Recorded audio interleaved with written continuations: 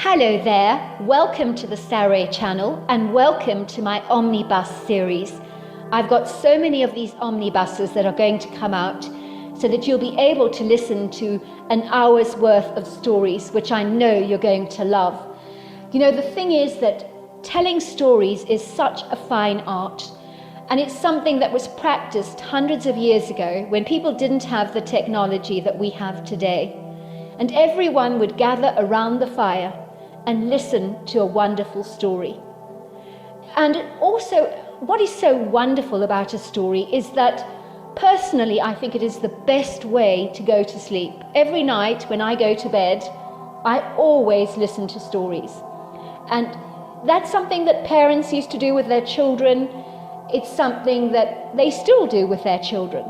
There's nothing better than a good story. And so I hope you're going to enjoy this series. And before we start, I just want to say, do subscribe to my channel because you don't want to miss out on anything.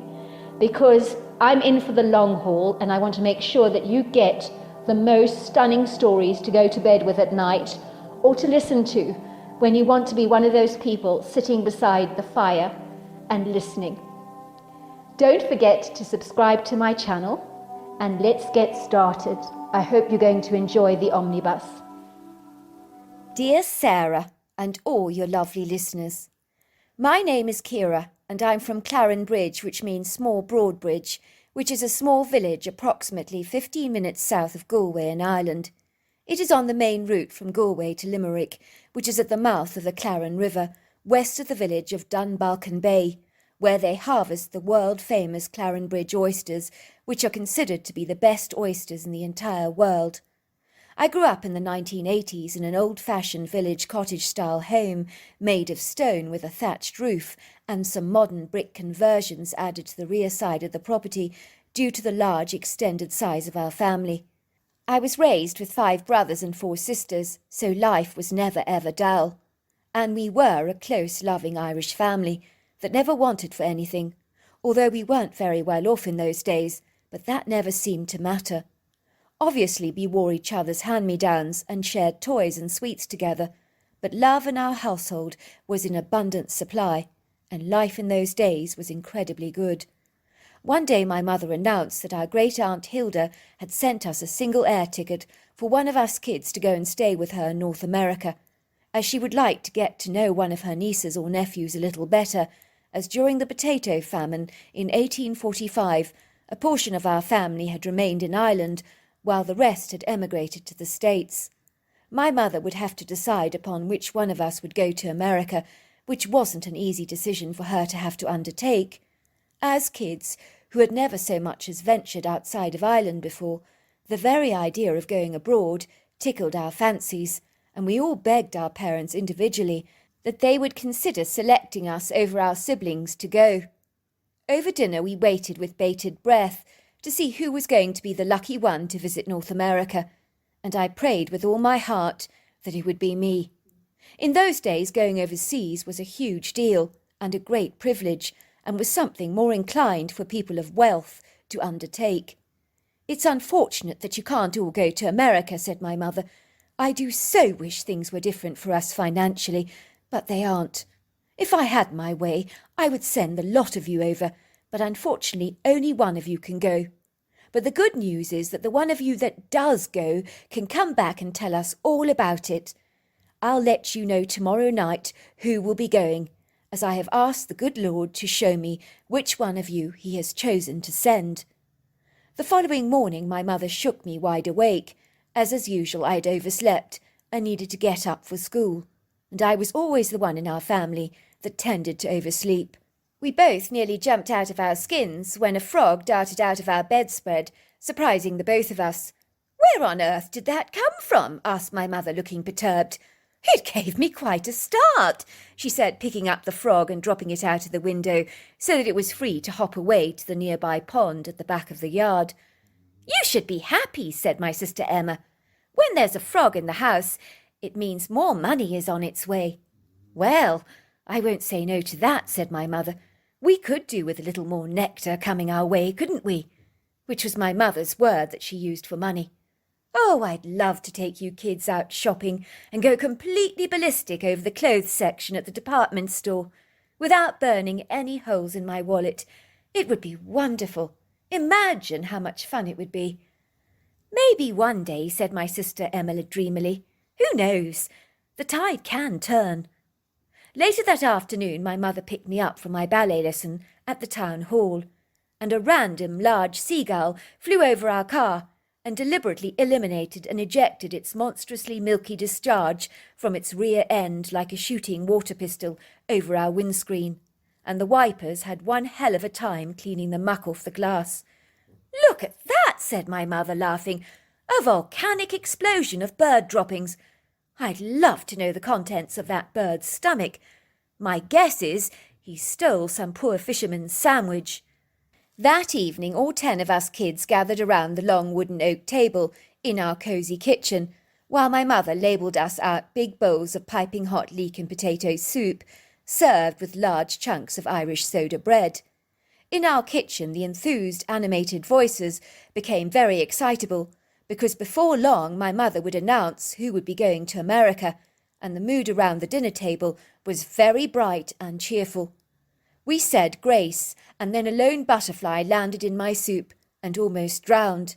I had to gently lift it out with my spoon and wipe down its pretty blue and yellow wings with my napkin, and we watched it fly away out of the kitchen window. "Poor thing," said my father. "Not a pretty place to land, in your soup bowl of all things."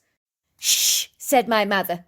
"Please calm down, everybody," she said, tapping her glass down heavily on the table, as the sound of excited chatter and clanging dishes was unusually noisy, which wasn't uncommon in the O'Brien household. "Shh," I said.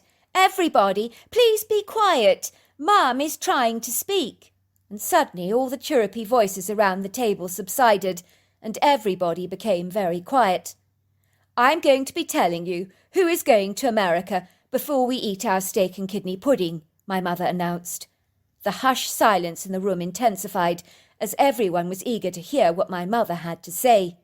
I could see every eye was glued to her, and fists were clenched so tightly, and I noted 2 of my brothers had actually squeezed their eyes tightly shut. "Don't keep us in suspense, love," said my father. "It's killing me. I'll be having a coronary if you don't spit it out right now. Who is going, for goodness sake? Don't keep us hanging on." "Well," said my mother, "as you know, I asked the good Lord to reveal to me who it was that should be going to America. What you did not know is that I also asked him for 3 physical signs from the universe, which I have received. This morning a frog pounced out of Kira's bed, and when I picked her up from the dance class this morning, the contents of a seagull's stomach were splattered all over our windscreen on our drive back home. And last but not least, in front of all of you, a butterfly landed in her soup. It is very clear to me that God has chosen Kira." Everybody clapped. "I'm so happy for you, Kira," they all said. But I could see the downcast expressions in their eyes, and I was overwhelmed with feelings of impending guilt. "Look, Mother," I said, "put all the names in the hat, and we'll do a draw that way. That way we can't argue with who actually wins." "Oh, no," said my father. "Do we have to drag this out a moment longer? I think it's about time we ate our second course. That steak and kidney pudding is calling me from the oven. It smells delicious, and my stomach is rumbling, it's turning around so much." "You're just going to have to wait, sweetheart, aren't you?" "If you're sure, Kira, about this, that's very generous of you," said my mother, writing down all my siblings' names and then putting them in a hat and offering the hat to my brother Keegan, who fiddled around in the hat and finally pulled out a name. "So what does it say?" asked my father. "It's Kira," he said, putting the paper down firmly on the table.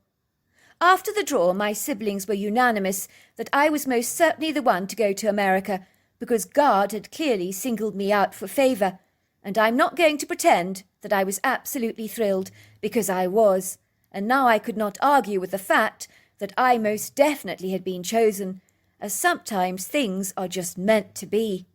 I was 15 years old when I visited America in the spring of 1982, and as the taxi cab drove me from the airport to my Aunt Hilda's farmhouse, I could not contain the rising level of excitement and exhilaration I felt. I could feel my heart fluttering in my chest, and I couldn't erase the broad grin on my face. America seemed so large and spacious, and everything was sprawled out over a vast area that seemed to go on for an eternity, unlike Ireland, where everything was so small and contained. I sat transfixed, glued to the taxi window, mesmerised and beguiled by the scenic vistas of beautiful farms, fields of crops, charming meadows filled with grazing cows or horses, pretty red barns, undulating green countryside, and ubiquitous trees. It was the most exciting, enthralling feeling in the world to be visiting a strange, unusual and new country for the very first time in my life. "You're from Ireland," said the taxi driver, smiling at me through the rear-view mirror in his vehicle. "So, what do you think of America?" "It's beautiful," I said. "Simply beautiful. I love it." "Well, it is spring," said the driver, "and here in the bluegrass state, everything looks marvellous in the spring," he said, pointing at the pretty white blossoms of the service berries, along with the bright pink flowers of the eastern redbuds. "It's gorgeous," I admitted. "I love spring." "You see that beautiful white blossom tree over there?" said the taxi driver. "That's a Bradford pear, and when that starts to flower, we know that spring is here. And then, of course, all the yellow daffodils come out, and you find them coming up everywhere in pretty clusters. Spring is beautiful here." "It is lovely," I agreed. The taxi eventually began to drive deeper and deeper into the heart of the idyllic, exquisite countryside, which was surrounded by high grassy embankments, lined with blossoming red maples, dogwoods and oak trees. Before long we drove through a dark-stained wooden gate, with the sign Misty Frisian Hills attached to the top wooden beam. "Ah, we're here," said the taxi driver. "At last! This must be your Aunt Hilda's property."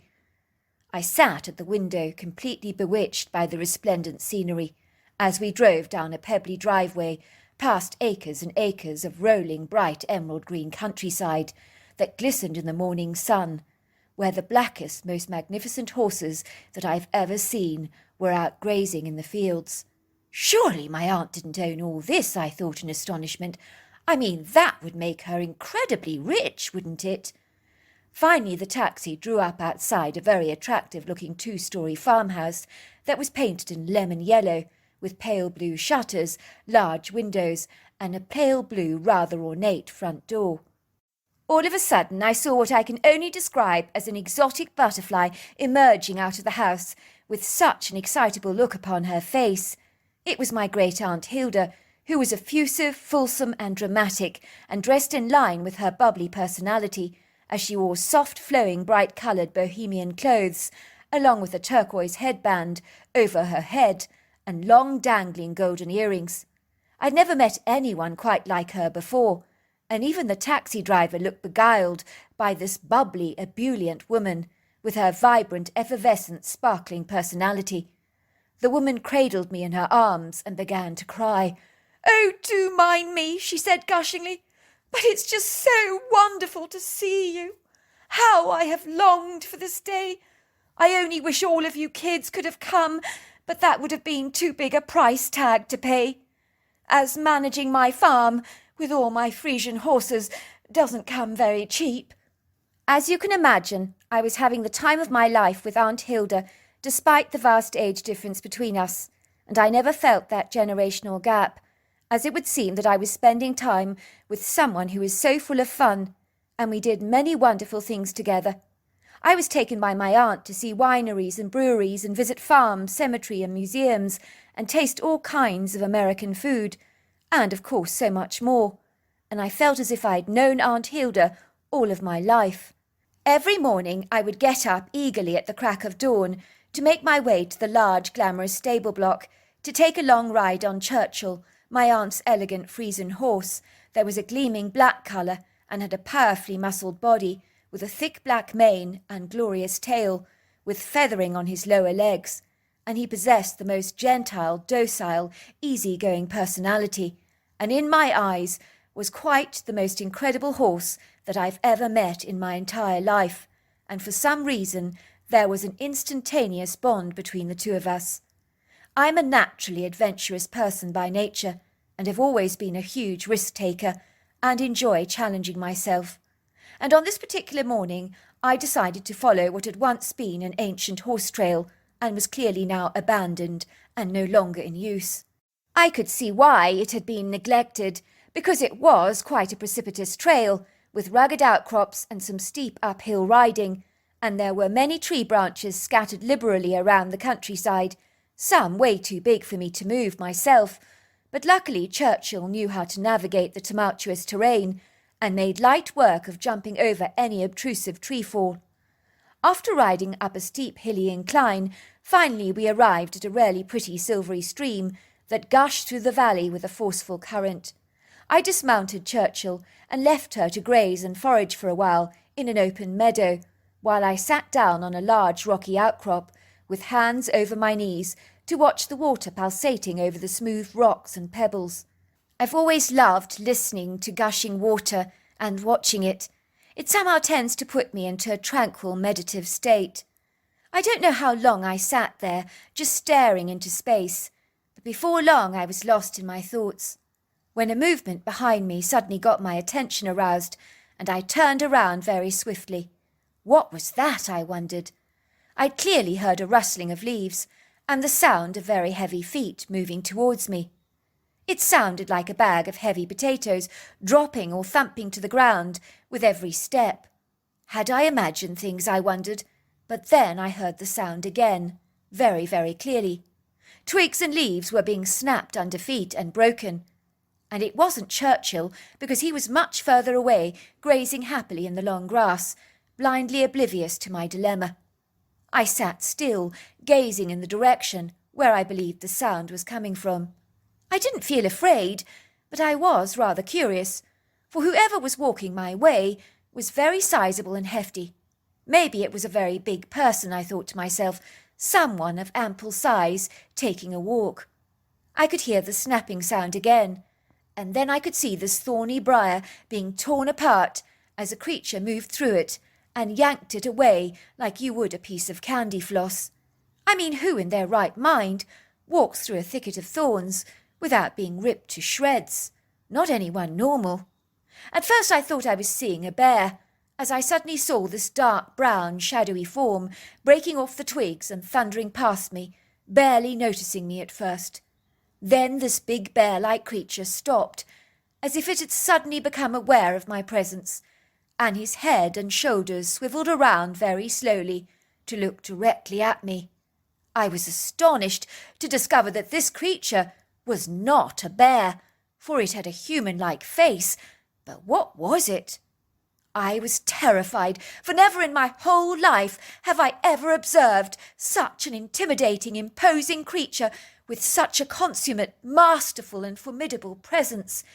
It felt as if I was in striking distance of a savage beast, for this being looked to be half human and ape, almost as if someone had been experimenting with human and ape DNA in a science laboratory and merging them together to create a new life form. And this was the outlandish result. At a guess, the arresting creature was easily 8 foot tall, and was very stocky and well built, with a dense, muscular anatomy, especially across the torso region and upper shoulders, and was covered with magnificent raven black hair, like Churchill the horse, and the hair looked incredibly well groomed, but layered and thick. I noted it had long arms, much like that of a primate, and the head shape of a silverback gorilla, and more of a human-like face, although the forehead was very prominent and heavily furrowed, while the eyes deep-set and dark, and the nose almost as flat as a pug. On this particular occasion, the soft easterly wind had been blowing in the opposite direction, and I'd been so entwined in a still meditative moment, which was why the creature had not discerned me or picked up my human scent on the wind, as I am certain If that were not indeed the case, I would never have had such a chance anomalous encounter. The creature looked at me with deep-set chocolate-coloured eyes, and those eyes darted towards my hands. Maybe he wondered if I was carrying a gun, for when he saw I was unarmed, I noted the tension in his face lifted, and he visibly began to relax. I was so afraid that I sat as still as an ice statue, completely incapacitated by the most dreadful, all-consuming fear, the likes that I have never known before or since. The creature still stared at me like you and I would regard a painting, and I know it sounds crazy and nonsensical, but I felt like this strange being was either reading my energy or looking directly through me like a pane of glass. I could see the taut rigidity and tightness of the creature's jaw subside, and his muscles relaxed even more, as he sensed that I was no danger to him, and I was clearly no threat. Then he did the strangest, most peculiar thing. He scratched his head in front of me in deep contemplation, and then spoke a couple of rather musical high-pitched words in a language I could not comprehend, and I felt as if those words were directed at me. But I have no notion of what he was saying, although I wish I did.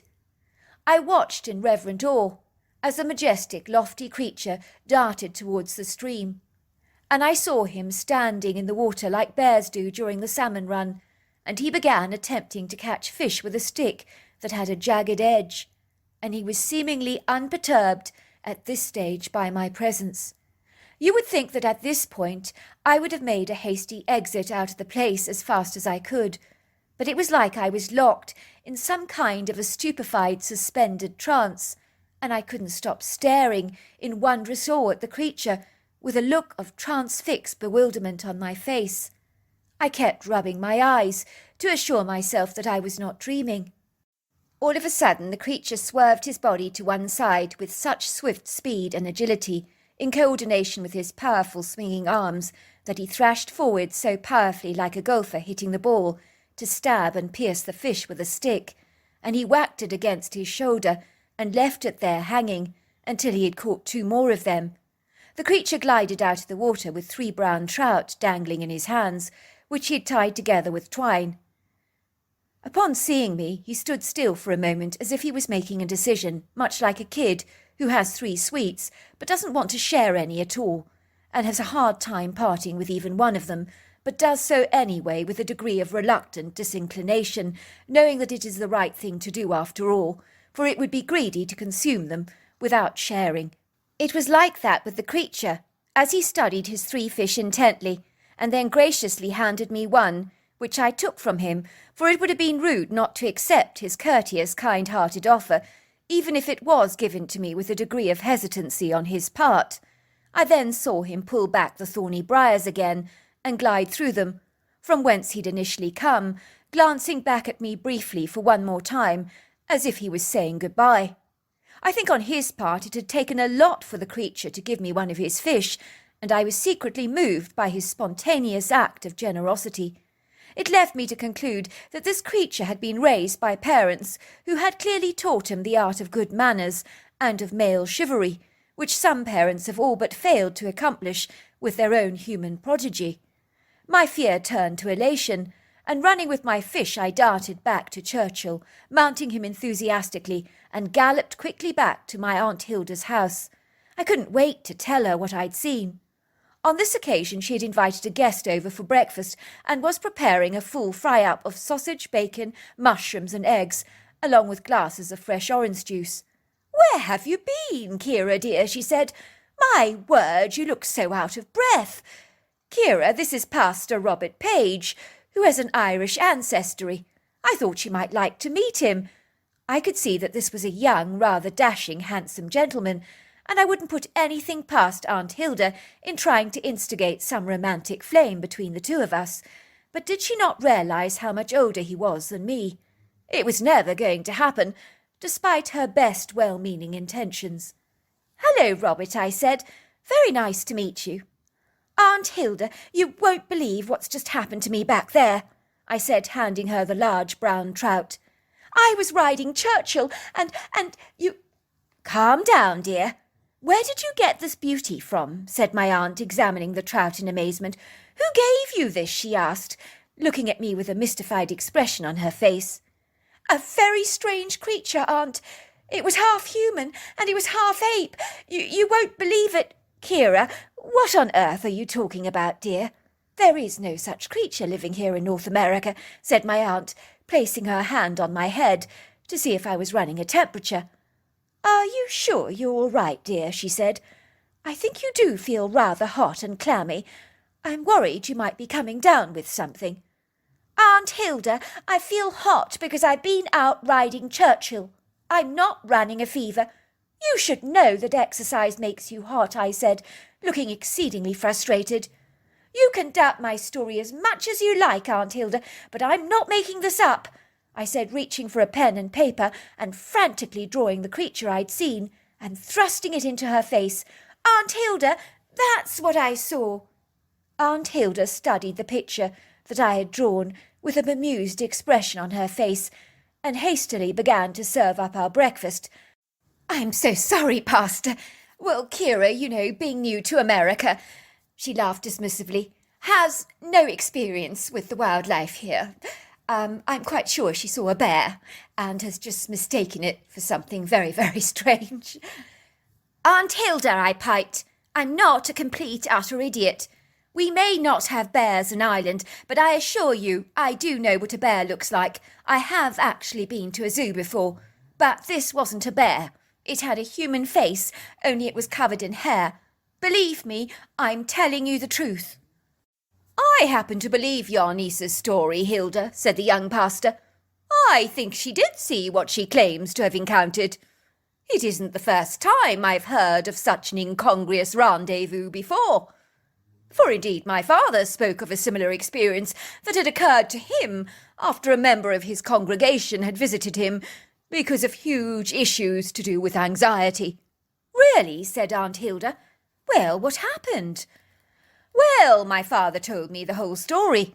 It happened in the June of 1965.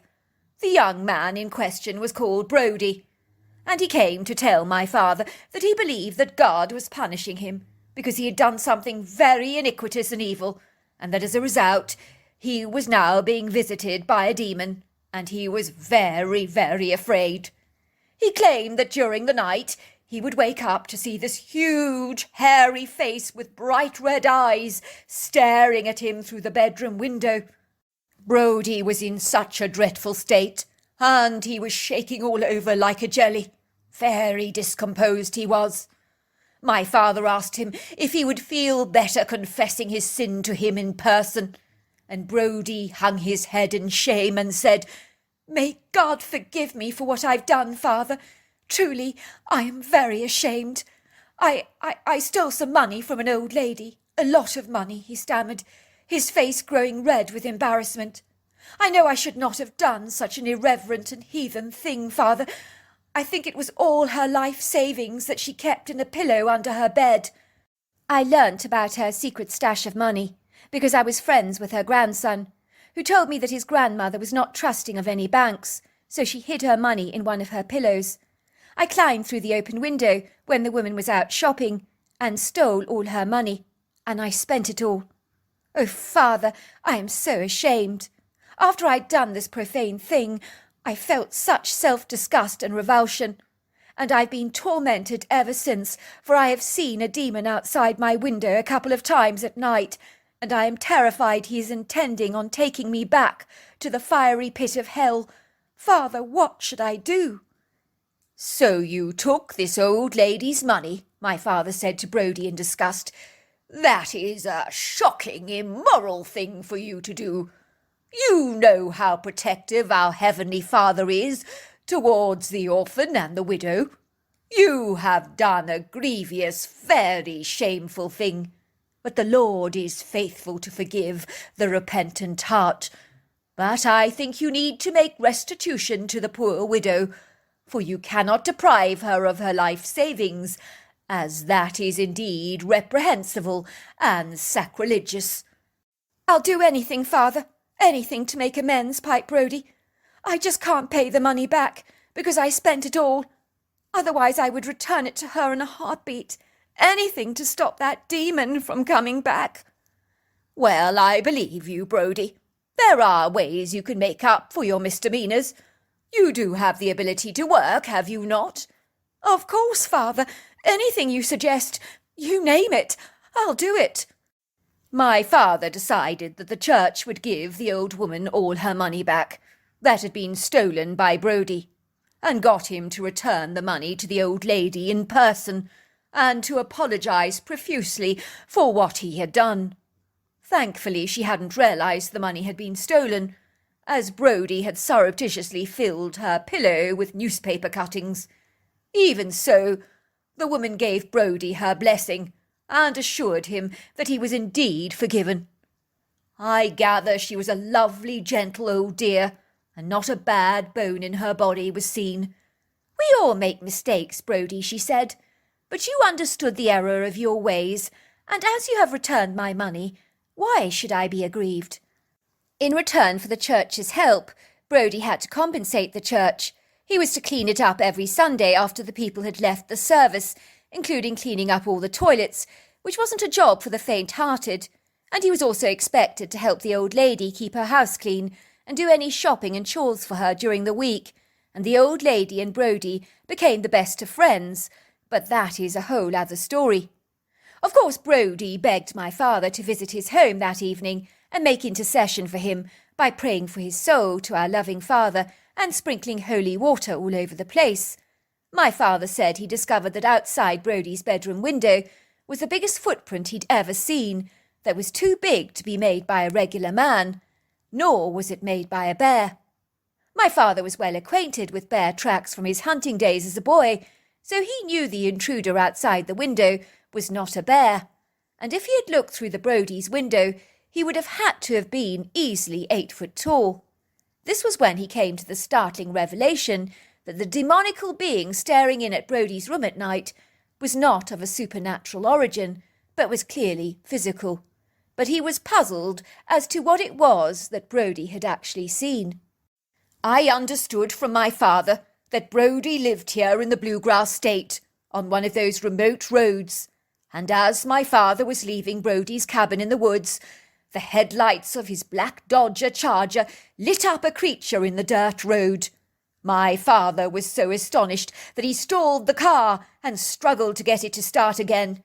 Of course, he could not believe what he was seeing, and described the creature as being 8 foot tall and exceedingly wide, with a huge barrel chest and massive shoulders, and appeared to be covered in long flowing dark hair, blacker than black. He described the creature as having the face of a man. It cowered in the light of my father's headlights, as it seemed to detest the light that was streaming in its eyes. But it looked directly at my father in the front passenger seat, and my father said in certain lights the creature's eyes exhibited a red eye shine. But my father wasn't afraid, despite the fact that the creature was intimidating in presence to behold. But as a man of God, he sensed the creature meant no harm, and described it as having beautiful, kind eyes. My father believed that eyes were indeed the windows of the soul, conveying the very heart of a man. My father said the creature glided away, moving with such grace into the darkness of the night. It was easy to see such a creature could easily have been mistaken or misconstrued for a demon. He was certain that this curious creature had probably been staring in Brodie's bedroom window at night, scaring the man half to death. My father began to laugh so much on his return journey home, saying that the good Lord had a great sense of humour, for Brodie had been brought to repentance as a result of this elusive creature staring at him through the window at night that he so believed was a demon. "Wow," I said. "You see, Aunt Hilda, I wasn't making it up. The creature is real, it exists, and I'm willing to bet you, Robert, that your father saw exactly what I saw." "I think it's very likely indeed," said Robert. "But I don't understand," said Aunt Hilda. "Why do we not know about these things, then?" "Because, Hilda," said Robert reflectively, "wouldn't it be a very boring world if we knew the answers to everything? I think an aura of mystery in our lives makes the world a very exciting place indeed. As you can imagine, when I left Aunt Hilda's home in North America to return to Ireland, I was able to tell all my excited siblings some incredible stories about my amazing North American trip around a crackling fire at night, with all eyes pinned on me, growing wider and wider as I told my extraordinary story. For no one doubted it to be true, for here in Ireland we believe in the fae and in elves and goblins, so why not this elusive mythical beast? All my siblings began to speculate what the incongruous creature was that I encountered, and it was only 15 years ago that I realised I had a one-on-one encounter with a Bigfoot. So there you are. That's my story. Dear Sarah, and all your lovely listeners, I sat up in my bed and switched on my bedside lamp, glancing at my alarm clock that was ticking very loudly. It was 10 o'clock at night. Why did I feel so uneasy? In my gut I felt something was seriously off, but why I felt this way was irrational, arbitrary and incongruous. It was a very quiet night, apart from the distant sound of coyotes and the occasional hooting owl that came from the forest from the rear of our property that encircled our small town. But those were normal calls, and were not something that stood out on this occasion. Yet in the air I felt a rising sense of tension and apprehension that I couldn't fathom. My wife Jean was away on a 2-week conference at her work, and yes, her absence from our home in the Pacific Northwest did make the house seem more empty without her presence. But it wasn't that was bothering me. I ambled over to my bedroom window that faced the street and pulled back the velvety curtains to peer outside. But all I could see were the muted street lights and the verdant green grassy sidewalks graced with a long line of oak trees, and the smooth tarmacked road along with the straight line of neighbours' properties staring back at me from the opposite side of the road. But everything was noiseless, and the occasional neighbours' outside lights had been left on. But otherwise, nothing weird was going on.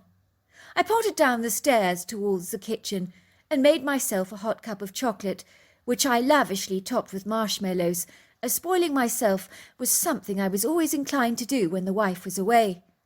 I could see our family St. Bernard lying on his doggy bed with his ears cocked backwards, as if he was alert to something going on that I was oblivious of. "You feel it too, Otis," I said. "I'm not the only one. Something is definitely up. But what? That's the big question," I said, as I talked to him affectionately, stroking his silky coat. Otis trotted over to the living-room window and let out a whine, and pawed at the wall a few times, and looked up at me as if to say, "Why don't you look over there?"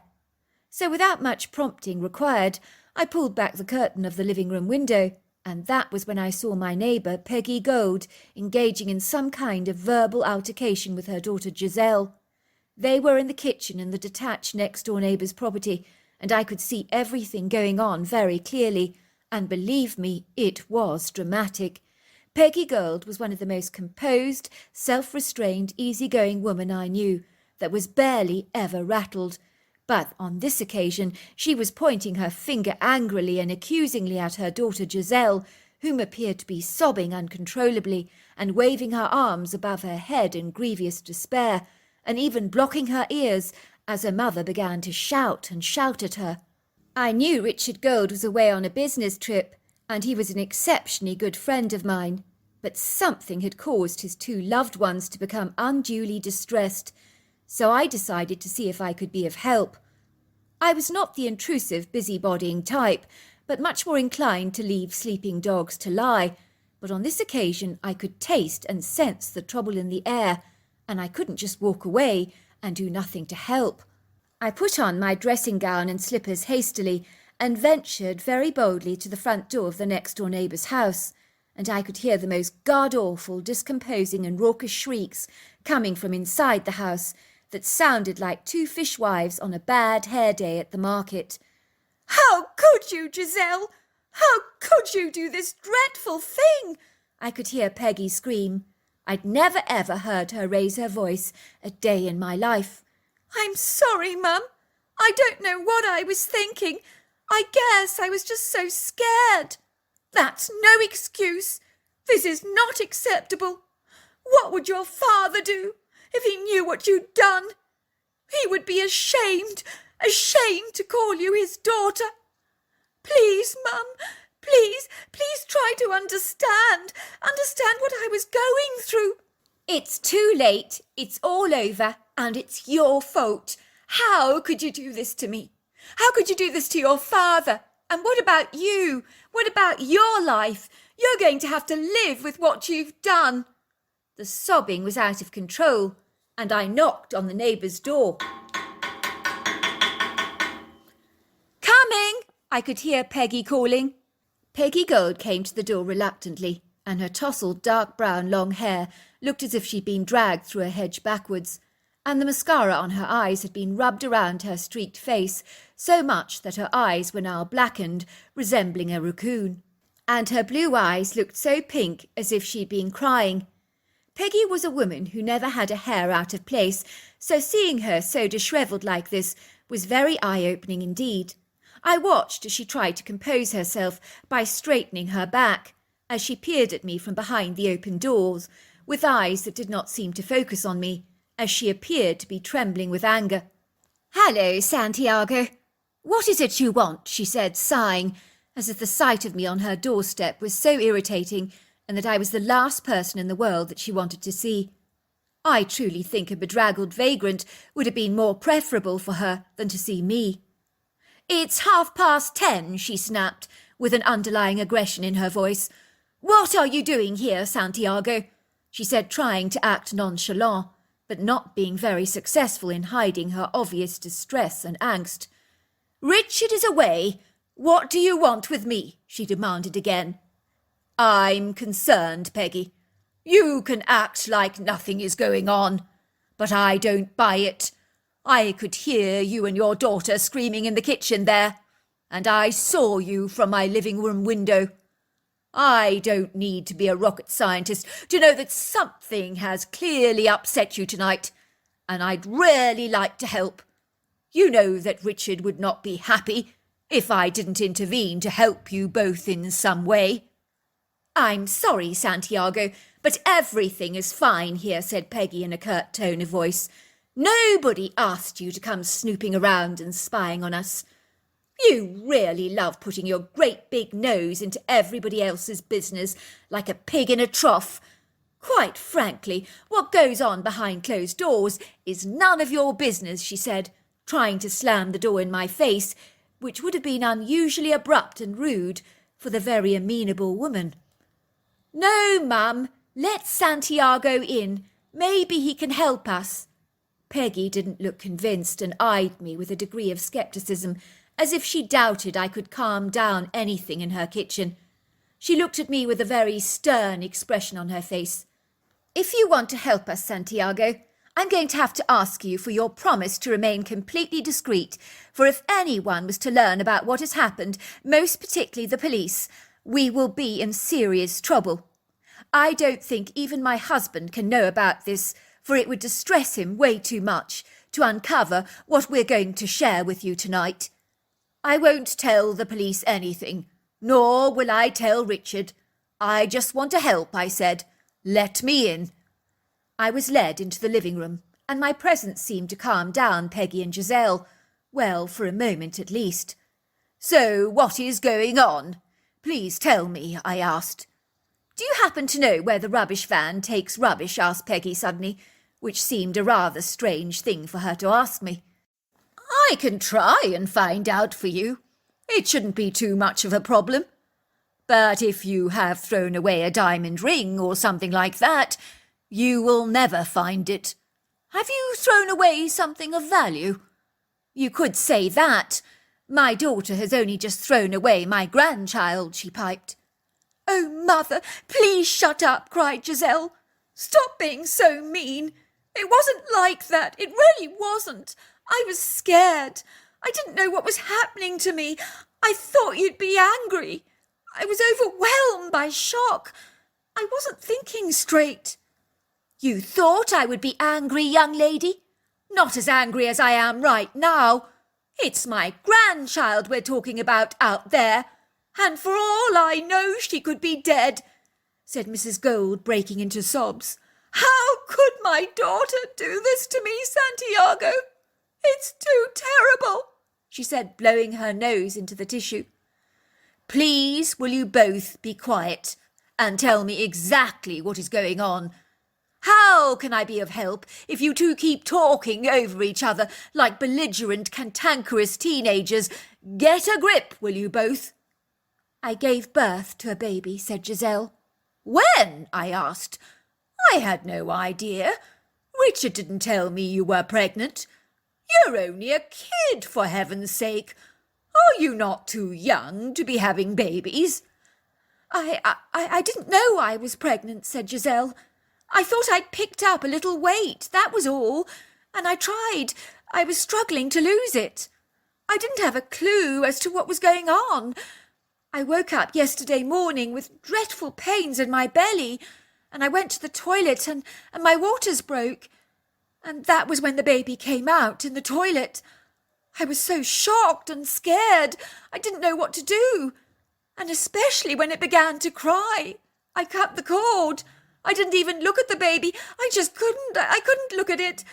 I tried to pretend it was all an awful dream.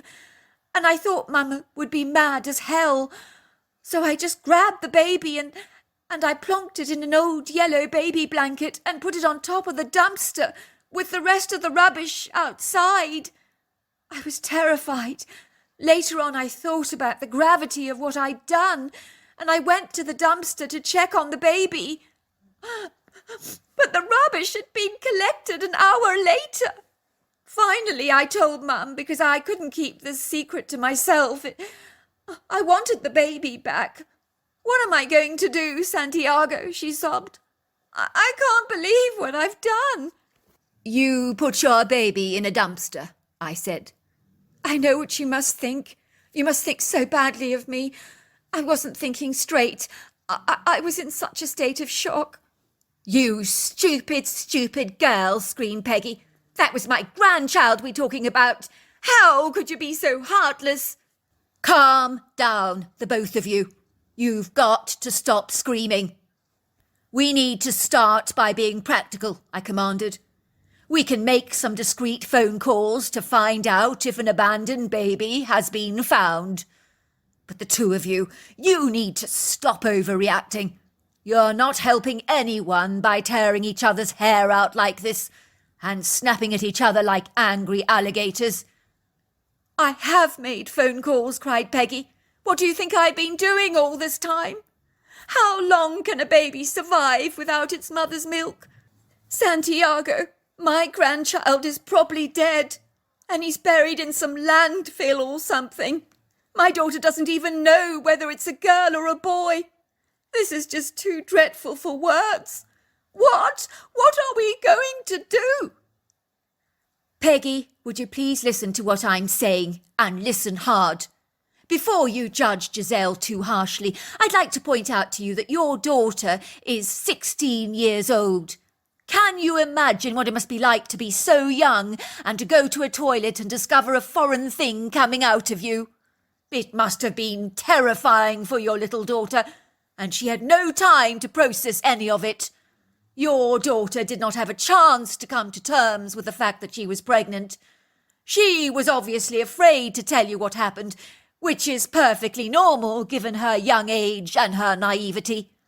She's still only a child herself, but she did go back to get her baby, but now it's gone.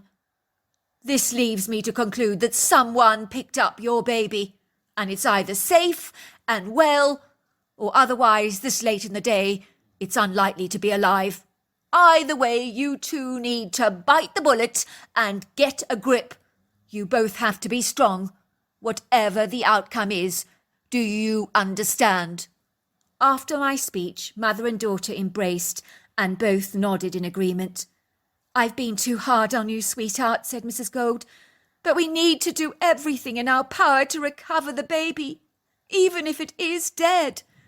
You won't say anything to the police, will you, Santiago? Nor to my husband. I don't want my daughter locked up for murder. What good would that do?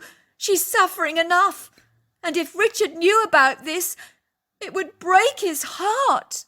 I will not be saying anything to anyone, and that's a promise. I will go to all the landfill sites and leave no stone unturned to find your baby. In the meantime, the two of you need to be very strong. And I can't press this point enough. You need to be a support system for each other. And you cannot afford to overreact. Or if you do, when Richard returns, he will know something's up. And you don't want that to happen, do you? Of course not, said Peggy. Thank you, Santiago. Thank you for all your help. I really appreciate your discretion in this matter. Thank you. And so it was that I left no stone unturned in trying to find the abandoned baby for the Gold family, and I spent hours upon hours in landfill sites, digging through trash, phoning hospitals and police, while remaining inconspicuous and anonymous, as I was desperate to find answers. Finally, I had to deliver the bad news to the Golds. I'm sorry, I told them. I have stopped at nothing to try and find your baby. But we're going to have to assume the worst. I think it must have passed away. I'm very, very sorry. Giselle burst into tears. Mum, I've killed my baby. I'm a murderer. What have I done? Now you listen to me. Don't you dare talk about yourself like that in that derogatory fashion. You know that this was a terrible accident, said Mrs. Gold, wrapping her daughter in her arms. You made a dreadful mistake, and that happens from time to time. Your mother's right, I said. When I was growing up, we had a beautiful white German shepherd. She was very young and gave birth to about 4 puppies when she was a puppy herself. I remember she was out of her depth. The following morning she had accidentally rolled over all 4 of her puppies, killing them all. Our vet told us it was because she was an inexperienced mother who was overwhelmed, beleaguered and almost besieged by something she didn't understand. My mother was very cross with the dog, but the vet said she was being completely unreasonable. It's young and naive, it's only a puppy, he told her. It doesn't understand what's going on.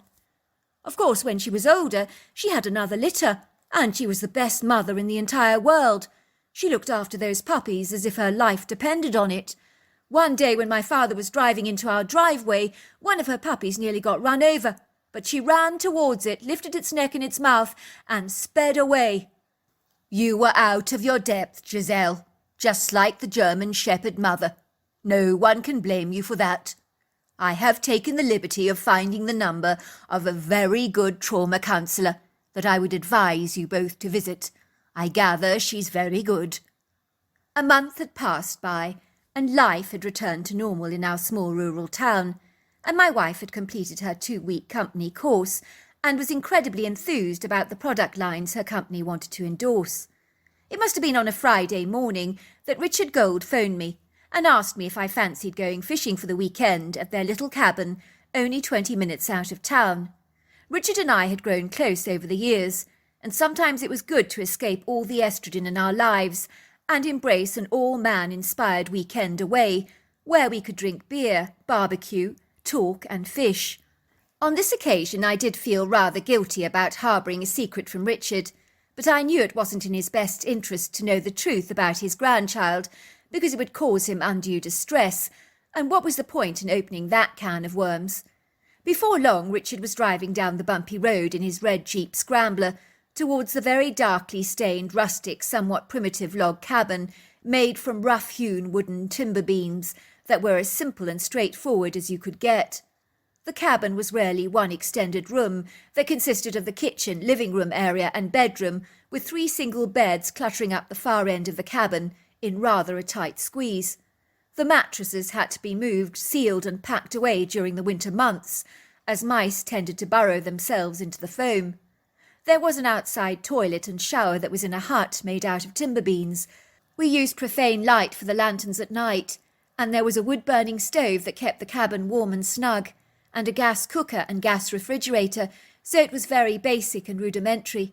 I always enjoyed coming here, and on this occasion it was no different. It was good to get away from the town, and I was looking forward to doing a little fishing at the local lake.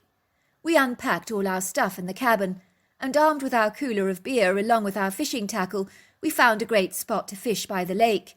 And at first it was very annoying, for it seemed that the fish were not biting. Richard reached for a beer and pulled back the ring can lever and began to drink. "Woman," he said, sighing deeply, "that wife of mine has been a bag of tension lately. I'm not going to kid you, but I'm glad to be away from her." "Oh, you mean Peggy?" I said. "I think it must be to do with female hormones," said Richard, "but Peggy is not going through the menopause, but I promise you she has changed recently and has morphed from an easy-going mouse to a feisty dragon, and I'm not enjoying the dragon at all." "That bad?" I said. "Oh, you don't want to know," sighed Richard. "Anything gets that wife of mine blowing steam these days. Oh, I don't know what's got into her. If I was to compare her with a dog, I would say that she used to be as gentle and as graceful as a greyhound, but now she's belligerent and yappy. She's like one of those nasty little terriers that can't stop snapping at your feet and giving you little nips here and there. It's quite a metamorphosis, bro," he continued.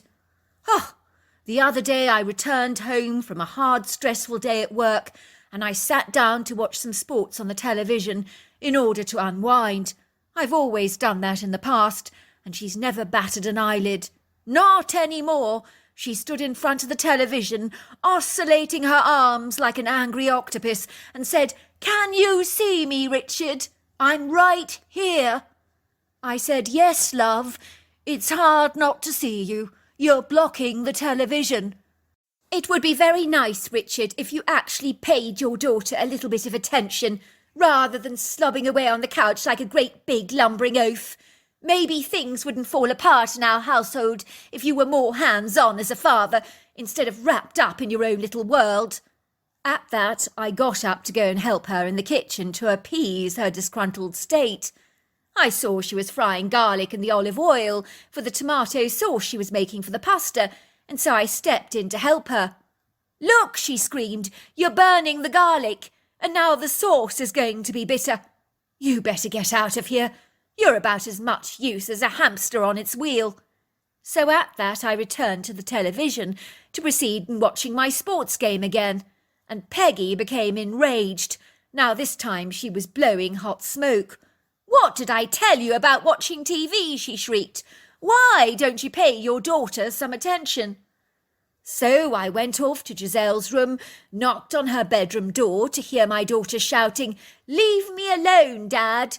"Can I come in?" I asked her, and reluctantly she opened the door for me, and I went to sit at the end of her bed.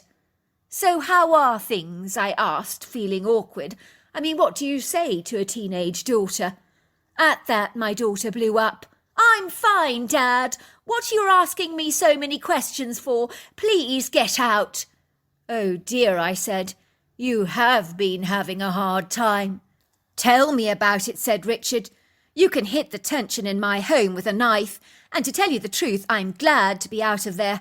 I did ask my wife if she was going through the menopause, because her skin was so flushed, and I thought she was having one of those, hot flashes. And when I suggested that this might be why she's so tense at the moment and highly strung, she nearly throttled me, because she's in her 30s. "I'm too young to be going through the menopause," she screamed. "Are you trying to tell me I'm old? You really do know how to make a woman feel attractive." And at that she started to hit me with the back of her magazine. She was completely exasperated with me. "Well, we're here now, Richard, so let's enjoy ourselves and forget the woman in our lives for the moment. Cheers," said Richard, raising his beer. "I can well drink to that."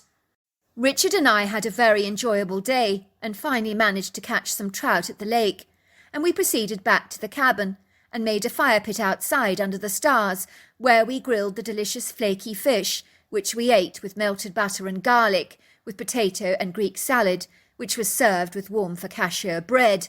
It was very, very yummy. We opened a few more beers and listened to the sound of the crickets and frogs serenading the night. All of a sudden we could hear whooping sounds across the valley. "What the heck is that?" I asked Richard. "I've given up identifying the strange sounds of the night," said Richard. "It's not the first time I've heard sounds like that before when we've stayed out here. It sounds like some kind of a primate, but what it is I can't imagine. It could be absolutely anything. After a while I was convinced we were both being watched by a pair of unseen eyes, which left me feeling very unnerved, but when I asked Richard if he could sense a presence, he laughed and said, "Don't go all weird on me, bro. I've had enough of that from my wife." Yet despite everything, I really sensed we weren't alone on that night, and as I looked in the direction of the tall ponderosa pines and Douglas fir trees, I could have sworn I discerned some red eyeshine 8 feet off the ground. But when I looked in that direction again, the eyeshine had gone, and so I told myself my imagination was playing tricks on me. It was in the middle of the night that I got up to answer a call of nature. By that time, Richard was fast asleep and was snoring quite badly, and as the toilet was located in a hut outside of the cabin, I surreptitiously slipped out of the door as quietly as I could, not wishing to wake him up. I was wearing a headlamp on my head so that I could see clearly, but the night seemed to be quite bright this evening, with a moon very close to being almost full. As I made my way outside the door towards the toilet cubicle, I knew that something or someone was standing close by to me. It was an airy, almost ghostly feeling. "Hello," I said, looking around. "Is anybody there?" But everything was very silent. I thought I was going mad. I went off to relieve myself and could hear a rustling sound, and then twigs being broken beneath hefty feet, and I knew someone or something was out there. By this time my hair was standing on edge, and my heart was pounding in my chest violently. I knew something was furtively lurking outside the hut, and my rifle was back in the room, so I better make a dash back to the cabin as quickly as I could to retrieve it. I surreptitiously crept out of the hut, looking to my left and right as quickly as I could, but then standing only yards away from me, I saw a monstrous-looking creature, and my heart nearly did a double flip because I couldn't believe what I was seeing. I must be dreaming, I told myself, but I realized I was not dreaming at all. The thing that I was staring at was very definitely real. It was clear that the creature, whatever it was, desired my attention, for she was indicating for me to follow her, which for me was a little like the house tabby cat trying to reassure a mouse that it did not want to eat it. I felt completely out of my depth, and wondered if this was some kind of sinister plot or ploy or even trap, but some deeper instinct inside me, or an internal voice, told me just to go. I followed the creature cautiously, keeping a very safe, wary distance behind her. I would describe this powerful, brawny, sinewy, muscular beast as about 8.5 foot tall, 700 pounds, with a shoulder circumference of 3 feet across, with a human-like body, but only gigantic in size and proportion. It was covered in dark, layered hair, and smelt very strongly of pine needles and sweat. The creature had overlong arms and a pyramid-shaped head with a pointed tip, rather like a primate, but with those 2 exceptions in mind, the creature was almost completely human, with a face that looked like an indigenous Indian. To my amazement, the creature stopped, turned around, looked directly at me, held up her hand like you and I would do to tell someone to stop and to wait. Then the creature picked up something in her arms off the ground and handed it to me. I nearly had a heart attack on the spot when I realized I was holding a baby in my arms. A human baby, wrapped in a yellow baby blanket that was gurgling happily and looking at me with bright big blue eyes. The critter looked at me directly, as if determining whether she could trust me to take care of this human baby, and she seemed satisfied by my reaction, because she pointed to me and then to the baby as if to say, "You look after that human baby for me, please." I watched her glide away into the woods, moving into the heart of the forest with a seamless grace, and I remember thinking, what the heck was that? As I glanced at the baby, I thought about Giselle. Could this be her baby? Surely not. And then I knew that it had to be. And that critter must have found it in the dumpster and nursed it to health. I ran to the cabin as fast as I could, my heart filled with exuberant enthusiasm, and I ran over to Richard to wake him up. "Richard," I said, wake up, Richard." He groaned. I began to shake him more and more excitedly, and he was half asleep. "What's going on, bro? What's the matter?" "Meet your grandchild," I told him. Richard sat bolt upright in bed and looked at me as if I'd lost leave of my senses. "Bro, I haven't got a grandchild," he said. "What the heck are you on about? And where did you find that baby?" I watched his expression changed when he saw the yellow baby blanket. "Where did that baby blanket come from?" he asked me, looking perturbed. "That blanket was knitted by my mother for Giselle when she was a baby. How did you find it?" I knew I had to tell Richard the whole story about what had happened with his wife and daughter, and the strange creature that I had encountered. Richard took the baby in his arms, and it was love at first sight. He was besotted and beguiled by his beautiful granddaughter. "I can't believe this is Giselle's," he said. "Do you know who the father is?" I shook my head. "Sorry, I'm not sure about that." "It must be the boy that she's been seeing. What's his name? Wayne Montague. He's been swooning over my daughter for many years like a male peacock. That boy's been besotted over Giselle since they were in nappies together." As you can imagine, we both dived into Richard's car in the middle of the night and drove back to their house 20 minutes away to introduce mother and granddaughter to the baby. I want to say words cannot describe the joy in that household that night. As tears flowed, champagne was poured, and laughter and tears filled the air. I felt so full of elation and joy, and it was a moment in my life that I will never ever forget. To cut a long story short, Giselle chose to call her baby Maria, which means miracle, and Sahara, which means wilderness, as Giselle wanted to also name her daughter after the wild woman that we now know was a Bigfoot. So it was called Maria Sahara Gold, which means a miracle from the wilderness, which is very apt. I'm glad to tell you that I'm the child's godfather. It did turn out that Wayne was indeed the little baby's father, and in 1998 they both got married and raised a family all of their own, and were very happy together. So there you are. That's my story. Dear Sarah, and all your lovely listeners.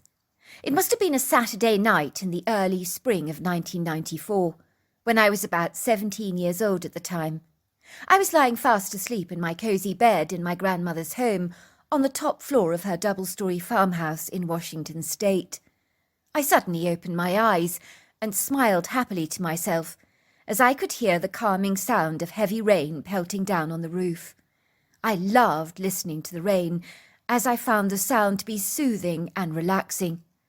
It began beating down ever harder and harder with a forceful intensity, and in the distance the rumblings of thunder could be heard coming from miles away. It certainly looked like a storm was brewing. My grandmother always used to say that when you heard the faint, distant rumblings of thunder, that Mother Earth was having a rather bad day and was a little grumpy and cantankerous. I think I must have fallen asleep again, but I was suddenly awoken to the violent, frantic banging sounds of someone at the front door at a very ungodly hour of the night. It was still raining heavily, so maybe someone was caught out in the thick of the torrential rainstorm. I quickly put on my nightgown and slippers, wondering who would be calling us so late in the night. Why would anyone pound the door so loudly, which in my opinion was brazenly rude and the height of extremely bad manners? We did live in a remote part of Washington, and visitors weren't very common for us. I began racing down the staircase while my grandmother was at the door and had switched the hall light on and was peering through the peephole, and then she removed the chain from its lock. At this stage the banging on the door had increased in intensity, and I began to feel alarmed, but nothing ever scared my grandmother, who had the extraordinary ability to calm down the most belligerent, unruly of people.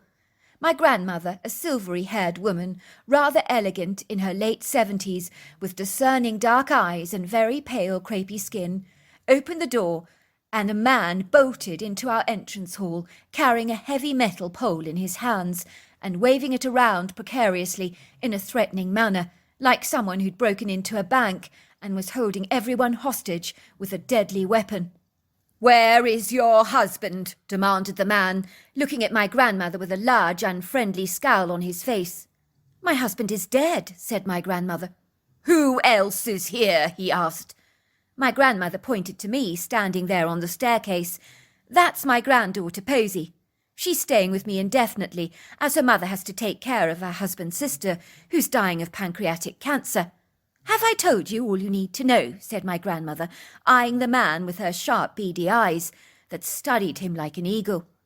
The man looked heartily relieved, and I could see the contours of his face visibly relax. So it's just the two of you alone in this remote farmhouse, then, is it? That's right, said my grandmother.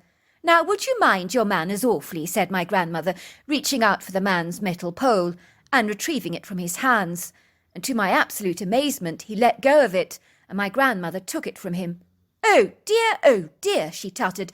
No guest in my house should be waving around deadly weapons like this, nor bringing into the house pools of water. Come in, she said to the man, who followed her like an obedient dog. I don't know what it was about my grandmother's calm demeanour and sang-froid composure, but it served to pacify and soften this man's abrasive toughness, seemingly disabling him from becoming violent towards us. My grandmother escorted the roughneck into the kitchen, while she went and got him some of my grandfather's old clothes for him to wear, which he had not had a chance to throw away, as he'd only died about a month earlier from a sudden, very unexpected heart attack that had brought much heartbreak to our family, as my grandfather was sorely missed. This ruffian was in his early 30s and unhesitantly stripped off naked in front of us in the kitchen without any embarrassment. He was neither bashful, inhibited, diffident, reticent, or even remotely self-conscious. I noticed his rock-hard tanned body was lean, lank, and ripped, with well-developed, taut, vertical abdominal muscles that were very pronounced as they bulged beneath the skin to form the quintessential six-pack, as though he spent hours a day working in the gym. I noticed his sculptured torso, powerful robust back, and bulking bicep muscles were covered in some badass inky blue tattoos that looked to me like menacing snakes, dragons, and spiders, and I noticed he had some swastikas tattooed to his back that really gave me the shivers. Was this man a secret hero worshipper of Hitler, the unscrupulous tyrant responsible for the death of millions of Jewish people? The very thought made me shudder in disgust. How could I like anybody who had swastikas all over them? I noticed his head was completely shaven like a skinhead, and his face was round and boyish, with very large hazel eyes. I guess he could have been attractive if he didn't have such a cocky, arrogant attitude and a very unsavoury demeanour. I sensed in my gut that he was not a good person, and that he had nefarious intent. But who was he, I wondered, and why had he come knocking at our door in the middle of the night? It never occurred to me that he was actually removing striped prison garments, as they were so sopping wet it was hard to distinguish what he was actually wearing. I guess he surreptitiously threw them away in my grandmother's bin, so that we were none the wiser. Little did we know that he was an escaped convict who had been charged with the heinous and savage brutal murder of an entire family, and at the time we did not know that the police in Washington were searching for him everywhere. If my grandmother had any idea we were entertaining a heinous, duplicitous, contemptible predator, she never let on, but acted towards this man as she would with any guest in our home, with a warmth and kindness of note, treating him in a nurturing, motherly fashion which disarmed him and suppressed his desire to harm us. "Where is your television?" he demanded in a vicious tone. "Would you mind your manners?" my grandmother snapped. "No one talks in raised tones in this house. If you must know, we don't have a television." "Why not?" asked the man, looking befuddled. "Does not everybody have a television?" "Not us," said my grandmother.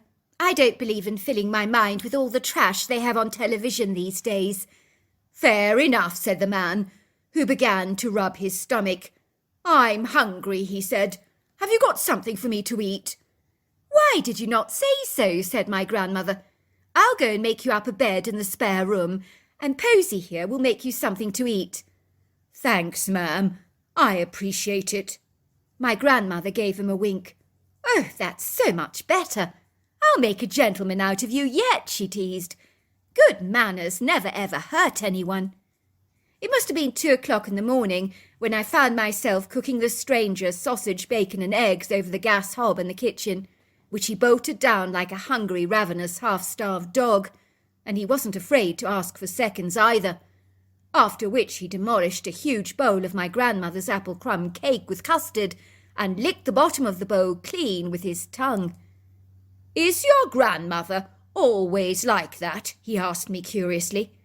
"What do you mean, always like that?" I asked. "Well, so motherly, so tender. She reminds me of my own grandma. She was a good woman, my grandma. I miss her." "What's your name?" I asked. "Lucas," he said. Once the man had finished eating, his personality became more demanding, onerous, and a tad aggressive towards me. "Where's your camping gear?" he asked me suddenly, with an urgency in his voice. "It's in my grandfather's cupboard," I said. "What do you need it for?" "Shut your face, little girl," he snapped. "Where did you say it was?" I watched in horror as the man loaded up my grandfather's backpack with sleeping bags and tents. "Are you running away from something?" I asked him. "What did I say?" said the man, raising his voice. "Shut your face, girl. None of this is any of your business. Get it?" I nodded. "Is everything all right in here?" said my grandmother, entering the room. "Oh, I see you've helped yourself to my deceased husband's stuff. You can have anything you want," she said. "I was going to donate it to charity anyway, so feel free to help yourself to anything you like." "I'm done," said the man. "Thank you for your kind hospitality, man, and the very good food." And to my amazement, he planted a kiss on my grandmother's lower cheek that even surprised her. We watched him hurriedly run out of our front door, leaving our premises as quickly as he could, running through our flowery meadow, past 3 of our grazing cows, towards the wood green on our premises, which I thought was decidedly odd. Why was he not heading towards the main road, on the opposite side that led to the town? Perhaps he was going to the road that was on the edge of the woods, and taking a shortcut through there, I thought. Yes, that would also make sense. "There's something not right about that man," I said to my grandmother. "He's sly, shifty, and dodgy looking. I think he's running away from something. He's acting very suspiciously." "My thoughts exactly," said my grandmother. "Well, if you thought he was so dodgy, why were you so nice to him?" I asked her in surprise. "When you're kind to the likes of someone like him, it really disorientates them. I imagine he was expecting us to be fearful, and then it would have been easy for him to unleash his wrath upon us and become hot-headed, belligerent, and intemperate. Instead, we were kind to him, which in my opinion makes him less inclined to incite violence. But in my experience, it's best not to get involved, as things can turn very ugly when you encounter unhinged people like himself. So let's just pretend we never saw him, shall we? And move on from here." And that's exactly what we did. We were blindly oblivious of the pandemonium going on in Seattle, in the search for this murderous criminal that we had unknowingly entertained so graciously in our home. If my grandmother had considered phoning the police, she decided firmly against it, preferring to let sleeping dogs lie, and to leave feathers unruffled. My grandmother lived on a self-sufficient plot of land, and had a very large vegetable yard, where she grew her own vegetables, and canned everything from salsa, preserves, fruit, pizza sauces, tomato, beans, corn, and the list goes on and on. She would dehydrate apples, peppers, chilies, and onions, and I promise you, her pantry would have been every prepper's dream, for she rarely ever needed to go to town, as she was almost entirely self-sufficient, with 2 big freezers literally overflowing with meat. I loved helping my grandmother on her farm, collecting eggs from the free-range chickens every morning, milking our dairy cow Matilda, and digging up potatoes and foraging for wild berries. One day, about 2 weeks after that bizarre encounter with the roughneck, I happened to be foraging for berries when I saw a couple of men's socks dangling on the hedgerow, almost as if they'd been put there deliberately to dry off, which rarely got my attention. I wondered if someone was camping out in our woods, as it had happened once before in the past. I stopped picking berries and cautiously ventured into the wood green. It was an exquisitely beautiful day, and the warm summer's sun filtered through the branches of the tall Douglas firs, the ponderosa pines and spruce trees, and there was a gentle breeze blowing, and its cool air swept through the woods, causing the trees to almost appear to dance. I could smell the refreshing woody scent of pine that permeated the air with its uplifting citrusy notes. The rocky terrain was teeming with an abundance of frilly ferns and sculptural-looking rocks that were resplendently swathed in rich green velvety-looking moss. I climbed up the precipitous, steep, rugged embankment that was heavily etched with jutting rocks, and believe me, it was very hard going, and I was getting out of breath on such a steep incline. Finally it levelled out, and the rugged forest floor sprawled out into a sizable flattened area where walking became far more pleasurable and a lot less taxing.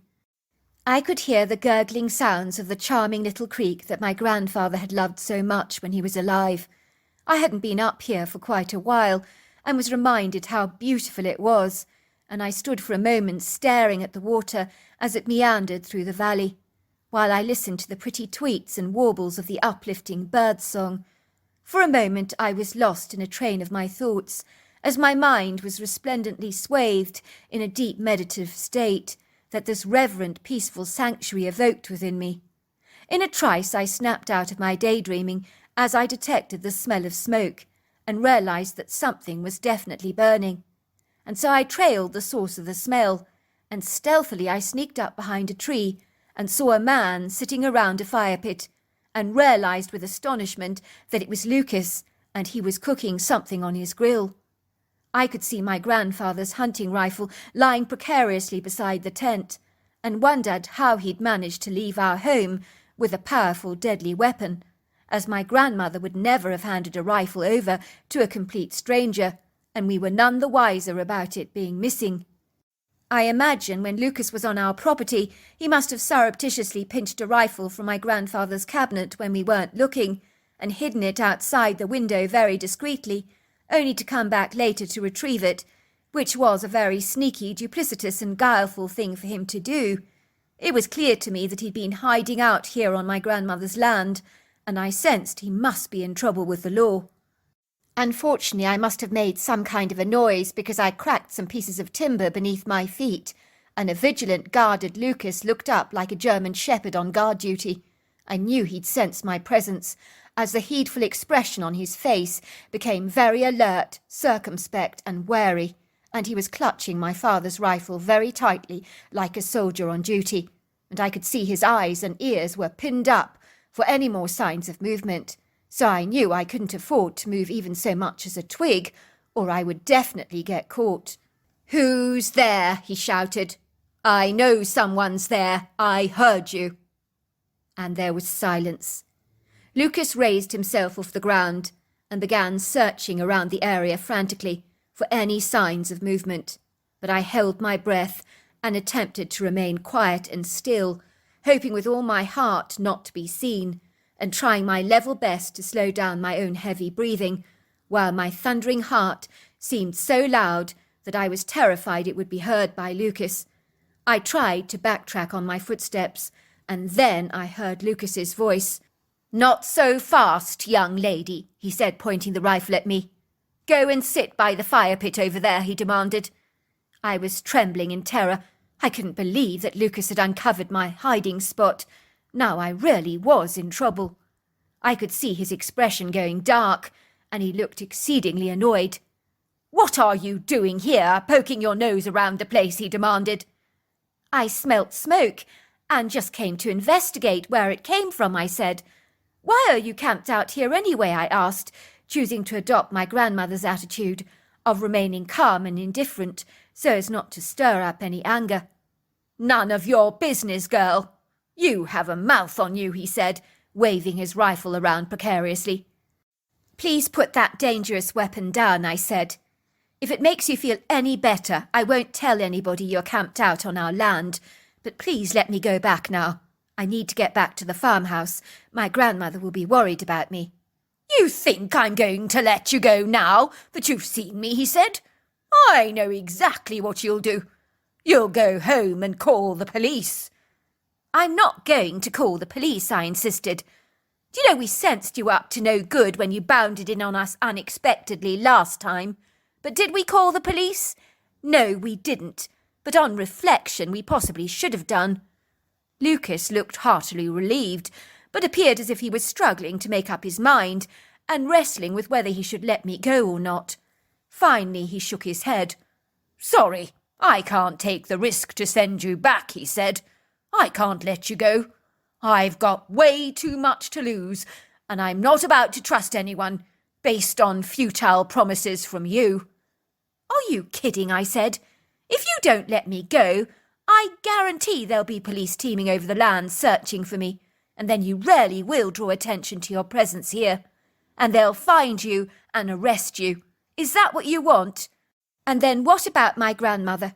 She'll be beside herself with worry if I don't make it back to the farmhouse, and the first people she's going to contact is the police." "Well, then I'll have to kill you," said Lucas, in such a nonchalant, dispassionate, blasé way, as if he was just talking about the weather. "What did you say?" I gasped. "You heard," he said. "Well, if you kill me, there'll be more police buzzing around here than bees around a honey pot. Is that what you want? The whole place will be cordoned off with crime scene tape. Your very little nice hideout here in the woods will be swooning with investigators and police dogs. Surely you don't want that." Lucas scratched his head thoughtfully and spoke out his thoughts aloud, scaring me half to death in the process. "Well, I could throw you down the embankment and whack your head with a rock. Yeah, your body would be found in a crumpled heap at the bottom of the ridge. Your death will be registered as an accident. You slipped and fell to your death. That would never attract a police presence around here. Accidental deaths happen all the time." "What are you so afraid of?" I piped. "Why do you want to kill me so badly? What on earth have you done that is so dreadful that you're terrified of the police finding you?" I paused for a moment. "Of course, you've killed before, haven't you?" I said, looking directly at Lucas. "That's it, isn't it? Oh my God, it's true. You're wanted for murder." "I've killed 4 people," said Lucas, remaining completely indifferent and as cool as a cucumber. "Killing you won't be difficult either, although it's your old lady I really don't want to hurt. She's just like my grandmother. I like her a lot.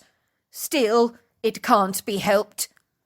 "Well, if you really want to avoid hurting my grandmother, then just let me go, please," I begged.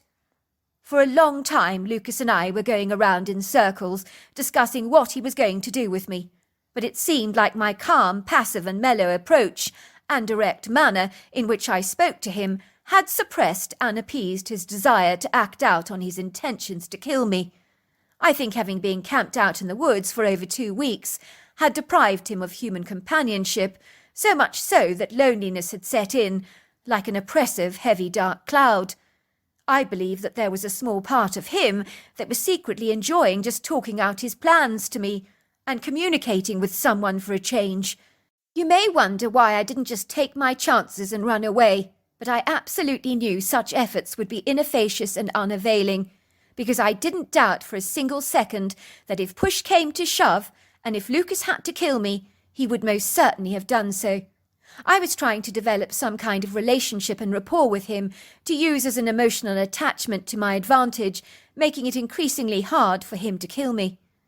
I knew my grandmother would be wondering where I was by now, as it had been over an hour that I'd spent with Lucas, and she'd be growing increasingly concerned about my long absence from the farmhouse. All of a sudden I noticed a tree swaying unnaturally, as if something big was deliberately pushing it backwards and forwards, and that was when I saw what I can only describe as a very large cone-shaped head peeking at me from behind the tree. And the expression in this incongruous creature's eyes was intelligent, almost as if it was checking in on me to see if I was all right. What was this strange thing, I wondered? Moments later, an avalanche of stones were being flung at Lucas, and I could hear him say, "What the heck?" And forgetting me for a second with his rifle, he began looking for the perpetrator of the stones that continued to be hurled at him, some so potentially large that they could have almost killed him. I could hear Lucas firing shots and shouting some cursory words and slang that I would sooner not repeat.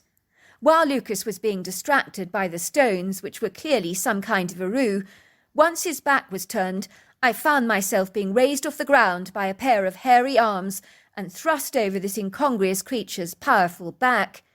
I didn't have time to even think about what was happening to me as I was carried down the mountainous embankment with the ease of a mountain goat. I could hear the creature's heartbeat and his breath rising and falling, and I could smell the powerful woody aroma of pine needles amidst the musty smell of the creature's sweat. As the creature ran with me, he seemed to almost glide at a very fast pace, taking 5-foot strides, and before I knew it, I was back at the farmhouse, and I was so relieved. The creature put me down outside our kitchen door, and my grandmother thrust it open and said, "Oh, there you are! I wondered where on earth you'd got to, and why you were taking so long." And then she stopped dead in her tracks as she saw the creature standing there, larger than life, and I could see her eyes grow round, almost as if she couldn't comprehend what she was actually seeing. This incongruous creature was easily 8 foot tall and between 500 and 600 pounds, was lanky and lean, and covered with long flowing dark brown hair with auburn and blonde highlights. His chest was shaped like a barrel and was dense and solid, built for power and speed. He possessed overlong arms and powerful long legs, and I would describe his appearance to be that of a giant-like man with ape-like influences. I noticed his low-slung, dome-shaped head, seamlessly folded into a large pair of shoulders, that was rather like a primate, but the face itself was uncannily human, with deep-set, very dark eyes, a flat nose, and a thin mouth. For a moment time stood perfectly still, as we just stared at each other in a blind stupor. That was soon broken by distant sounds of whistles all over the valley that came from the left to the right. The creature then turned around and glided away and was gone from our sight. "Did you see that?" said my grandmother. I nodded. "Your grandfather was right. The guardians of the forest are indeed real." To cut a long story short, we wasted no time in alerting the police to the roughneck's undesirable presence on our land. He was promptly arrested, while his campsite seemed to be obliterated by all the stones, as they had completely flattened his tent and were all isolated to his camping spot, and some were so heavy they were impossible to pick up manually. It was absolutely amazing he hadn't been killed.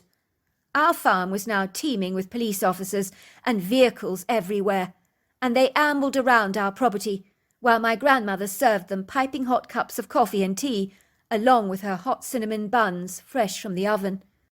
"You are very lucky to be alive," said the sheriff, mopping his brow that was pouring with sweat. "You are very fortunate indeed that the man did not kill you both. I cannot fathom why he did not." We had told the police officers everything, with the exception of my strange rescue from the outlandish creature. He liked my grandmother, I told the sheriff. The sheriff looked bewildered. "I can't believe you entertained the man, and that he was camped out on your land for so long, eluding the police so successfully.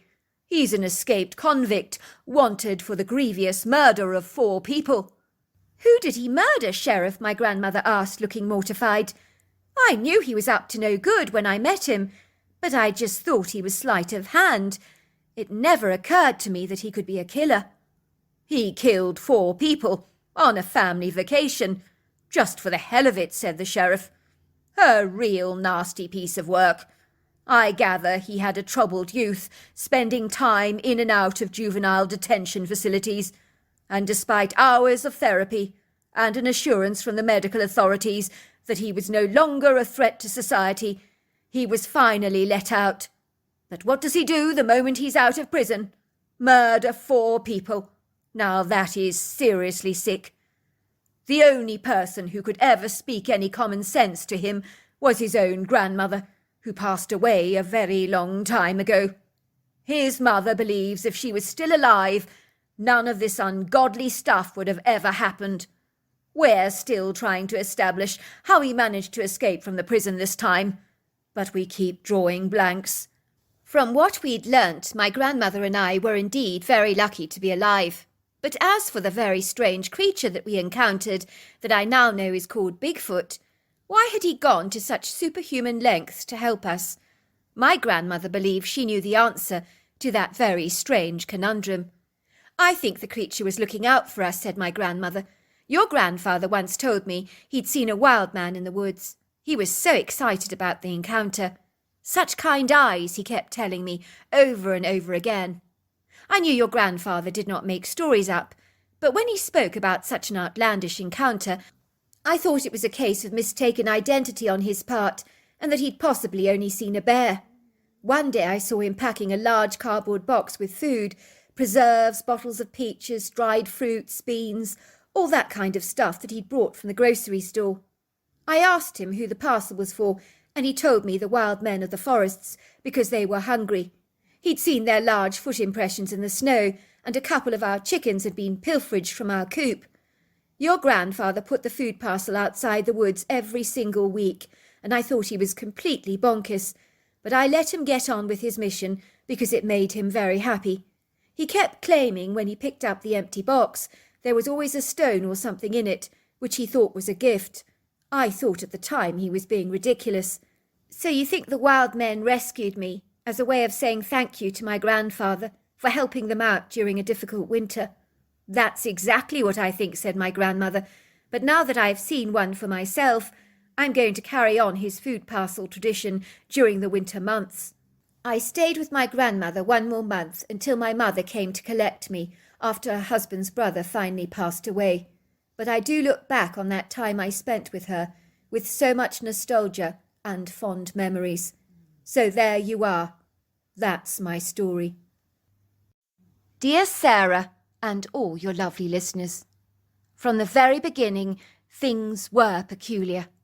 I don't know how to put a finger on it, but from the moment we purchased that exquisite piece of land, surrounded by rolling verdant green hills and gorgeous valleys, not to mention prepossessing arresting North American scenery, dotted with copious areas of wood green, I sensed something was seriously off, and expressed my extreme misgivings to my husband. "You know what your trouble is, sweetheart," said my husband. "You're as stubborn as an ox, and very resistant and intransigent to change. You're a typical Taurus. If you had your way, we would be still living in the same tiny apartment in Woodstock, Illinois, which we bought when we first got married, and that would be very, very sad. The place was the size of a shoebox. You barely had enough room to swing around a baseball bat. I do recall you were very reluctant and opposed to moving to that lovely Cape Cod-style home in Galena that we eventually purchased that overlooked the waterfront. Most normal people would have jumped at the chance to have more space and to be surrounded by such lavish, pretty, spectacular scenic views on the water. But not you. You're a funny one, he chuckled. You mean you purchased the house, I said stiffly. If I remember correctly, I didn't have much of a say in the matter, and I wasn't that averse or reluctant to move somewhere bigger. It was just I liked Woodstock. It was convivial and friendly, and the people were ever so nice. That's why I didn't want to move. I loved the town square there, and the quaintness of the place, not to mention all the fun festivals. It was more just than bricks and mortar, you know. It's the people and the neighbourhood that matters. That's what makes a place home. Even so, if I hadn't given you the quintessential big push, we would have never moved to our beautiful home in Galena, and that would have been very unfortunate, for I do not believe you regretted the move for a moment, my husband said smugly, with that gloating I told you so tone to his voice, which wound me up so much. Maybe not, I agreed, but I'm happy where we live now in Galena. The town is so quaint, and I love the people, and all the antique shopping here. I don't want to move again. I really don't. I've made the most amazing friends, and the area is so enchanting, I couldn't want for more. I don't honestly know what possessed you to buy acres of land off the cuff like that. It was a crazy thing for you to do. It's like you always seem to have ants in your pants, eager for change. It's a good job you weren't born a tortoise, because you'd be opposed to living in your own shell. and you'd be stuck with it. It's called being spontaneous, said my husband. You wouldn't know the meaning of the word. I was hardly going to stare a gift horse in the mouth, was I? The land in Maryville is bedazzling, and it borders the Cherokee National Forest, which is on the Appalachian State Trail. It was going for such a good price, and look how spectacular that land is. And the forest to the rear of our property is teeming with tall, mature chestnut, red oaks, maples and hickory trees. What's there not to like? And of course there's an abundance of indigenous wildlife living there, from black bears to cougars, deers and raccoons. And you love wild animals. Just because I love nature and wild animals does not mean I'm predisposed to moving, I exclaimed. You will love it, sweetheart. I promise you, my husband assured me enthusiastically. We'll hire an architect to design us our dream home according to our personal specifications, and all this land will be ours. Imagine the fun we will have. You can look after some free-range chickens, and we can buy a couple of horses, and in a couple of years' time, we can start having children all of our own. Because let's face it, you're not getting any younger, sweetheart, and that biological clock of yours is ticking very fast. So much so that I can hear every tick, he teased. I groaned in annoyance with my husband. Oh, that was a cruel blow, suggesting I wasn't getting any younger. What was he trying to say? Was I aging disgracefully or something, and needed to get some of my old eggs fertilized before they passed their best? Why is it when trees get older, they're considered magnificent, mature and resplendent, but the moment when a woman gets fractionally older, we become like the bedraggled weeds in a flower bed that are put on the scrap heap and good for nothing? Surely maturity should be revered in our culture like it is in ancient cultures, where older women are esteemed for their wisdom and knowledge, and are not just considered baby-making machines. My husband's unscrupulous comments and uninhibited impulsiveness were becoming infuriating for me. He was the type of person that would impetuously dive into the deep end on a pier without any hesitation whatsoever, not considering the potential ramifications that there might actually be sharks in the water, or the temperature might be icy cold. No, he was always unrepressed and spontaneously eager to just take the plunge. I, on the other hand, was exceedingly prudent, circumspect and vigilant, and would probably dip my toe in the water cautiously first to check the temperature and to ensure that there weren't any predators lurking around before embarking on a risky adventure and diving in the water at the pier. Maybe that was why we'd fallen in love, because they say opposites attract, although why I can't imagine. When we first met, he'd wined and dined me at all these spectacular restaurants, and I would always mindfully order the safe conservative options that I regularly ate, but my husband would insist I tried something different and very exotic. So perhaps underneath it all, there was a very small, tiny part of me that longed to break away from the dependable security I anchored around myself hypothetically. Yet despite everything, from the moment my husband had taken me to see the impressive plot of unspoilt land he had purchased injudiciously, which was over 60 acres of rolling green countryside, something in my gut was troubling me about this unpremeditated purchase. I could not put a finger on it, but the whole thing bothered me exponentially. In a trice the building project began, and our dream house was being built from scratch, and was starting to materialise.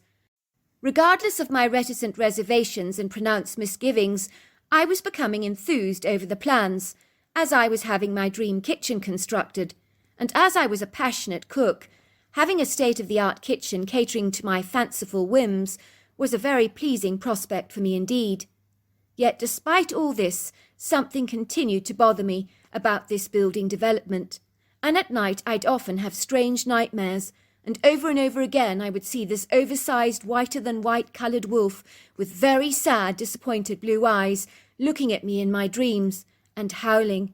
And sometimes I would wake up, hyperventilating, or in a cold sweat, for I sensed the dream's meanings were very profound and significant. Imagine my surprise when many of the builders on our building site reported very strange sightings of a mysterious white wolf-like creature with blue eyes, very much like the wolf in my dreams. One of the workers actually told me that the creature was so magnificent and huge and much bigger than your average normal-sized wolf. It looks at you with these very sad eyes, howls and then vanishes, he told me. One of our builders had surreptitiously tried to take a photograph of the mysterious creature, but when the photos were finally developed, there was no sign of the wolf in the picture, and he was very befuddled. I know it was standing over there, by the cluster of red oak trees, he told me. But look, there's nothing in the picture at all. How is that possible? I don't understand. For it would seem that many of the workers could verify that they too had beheld the magnificent creature. Even odder and stranger still was that when the worker went towards the old oak trees, he noticed sizable paw markings of a huge wolf in the ground, so the mystery deepened for all of us. It was 3 months later when we finally moved into our new home, and boxes were being unpacked and furniture arranged around our home, and even I had to concede that the property was indeed beguiling, stunning, and very stylish. What I loved about our new home was it gave you the impression of being on holiday perpetually. Our house possessed the quintessential Mediterranean feel about it, and I've always loved the sun-soaked feeling of seaside locations, and why not here in Maryville? The exterior of our coral-coloured double-storey symmetrical home had red terracotta tiles, stucco walls, ornate arches, along with exquisitely designed wrought-iron balconies from the second floor and enclosed outdoor spaces. It also aligned with the countryside in such a complementary fashion, almost as if it had always belonged there, for it fitted there so well. We had enlisted the help of a fabulous interior designer called Barbara, who had brought the house up to speed with interesting contemporary artworks and eclectic furnishings, along with vintage antiques, that gave our house that interesting edge. We also used Mediterranean colours on our interiors, such as bright blues, turquoises and crisp aquas, indicative of the sea, complemented by white plaster, whitewashed wooden floors and white columns. But we did add some warm gold and red accents to the equation, so that the house didn't feel too cold in the winter months. One day in my exquisite blue, white and yellow kitchen, I was washing dishes at the sink and got the overwhelming, disturbing sensation that something or someone was watching me, and that was when I saw him. It was the large wolf of my dreams, only this creature was very definitely real, and was so much bigger than any wolf I'd ever encountered in nature, with the brightest yet saddest blue eyes I've ever seen.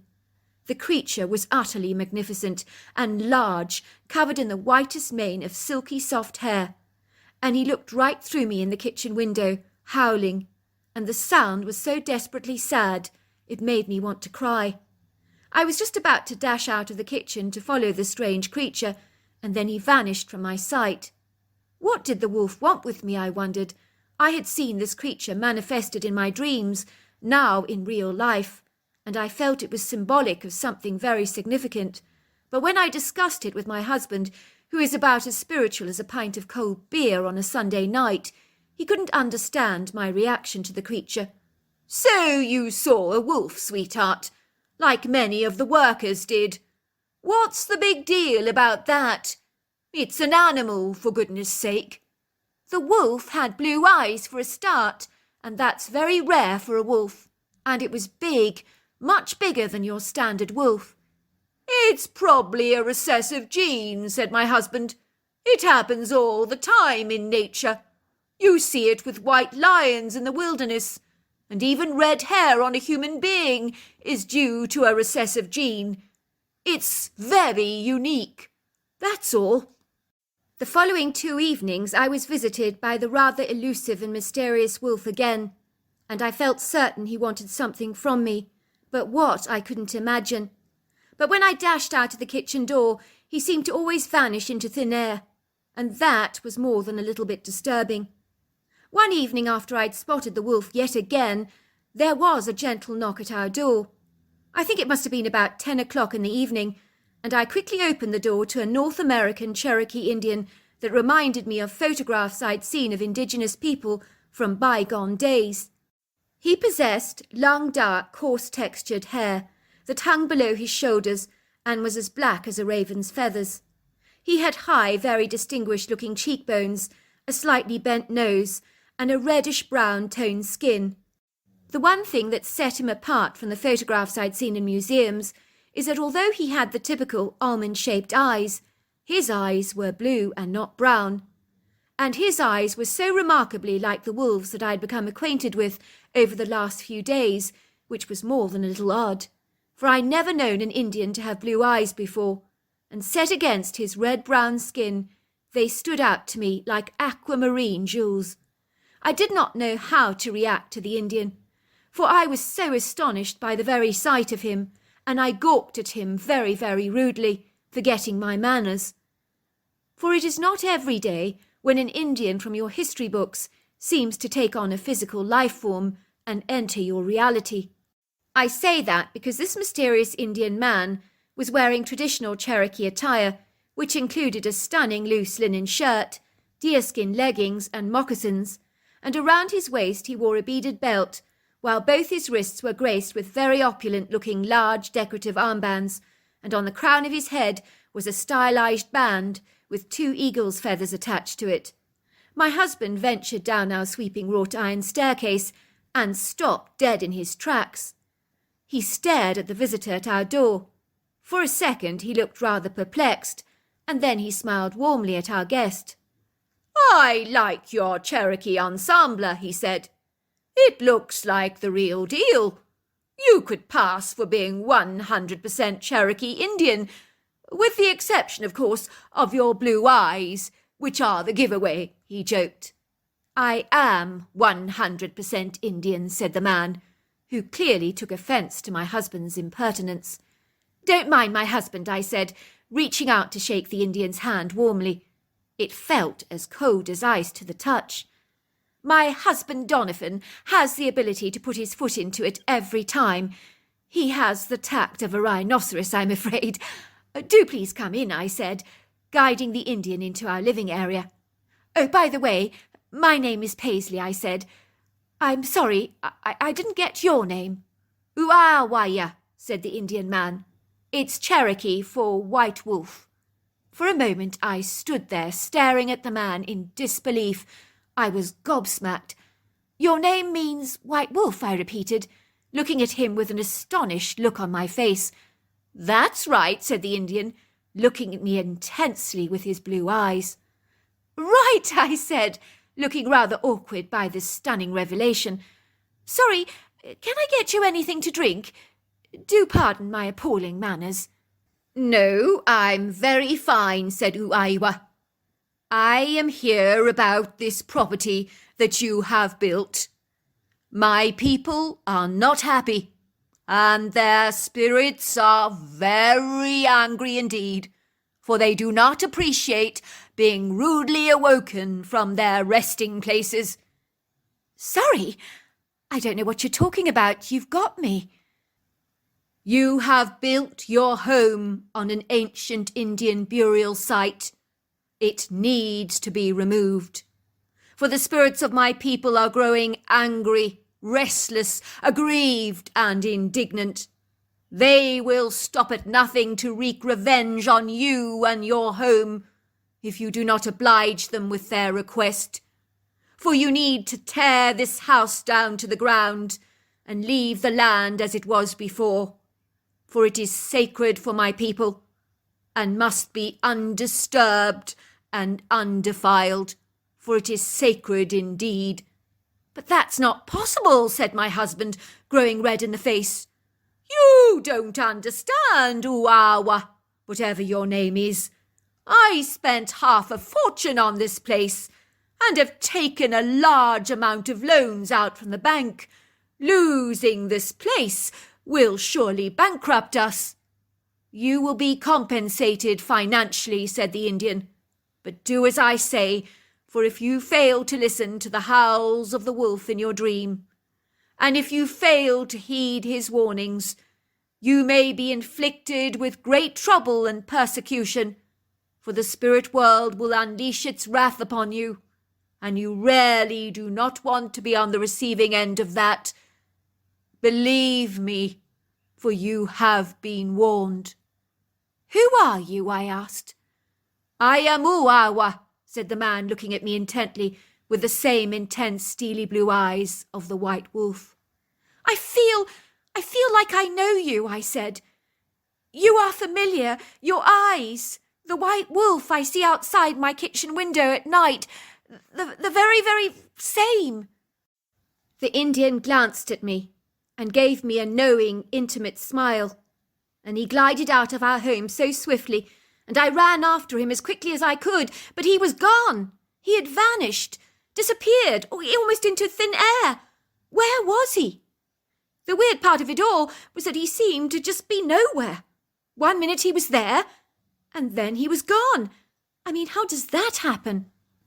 "Did I not tell you?" I said, pointing an accusing finger at my husband when I returned to the house.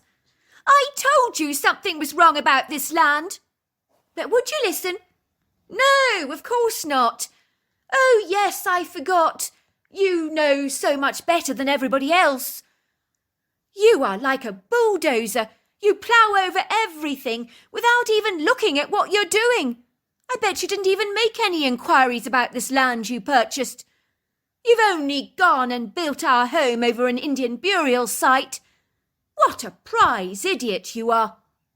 If you think I'm going to do what that wire man, whatever his name is, says, and pull our house down, after all the blood and sweat and tears I've injected into the place, you're smoking something, sweetheart.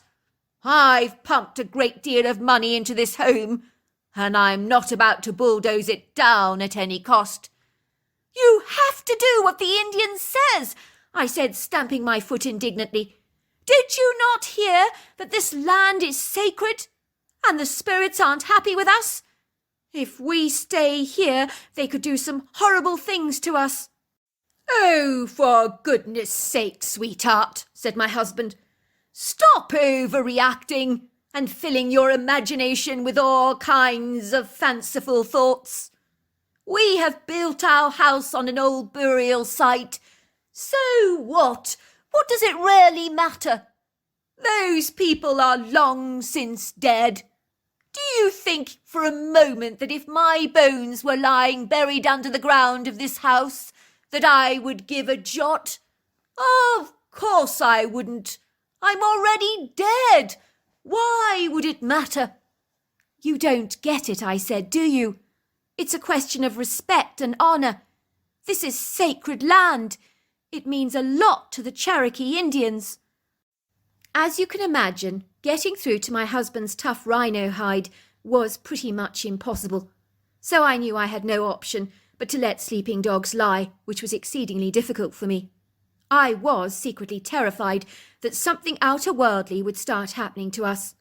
I was a staunch and avid believer in the supernatural realm, and I thought that the long-term consequences of living over an Indian burial ground would bring about havoc, chaos, and ruination on our lives, and it would seem I was not wrong in my foreboding presumptions.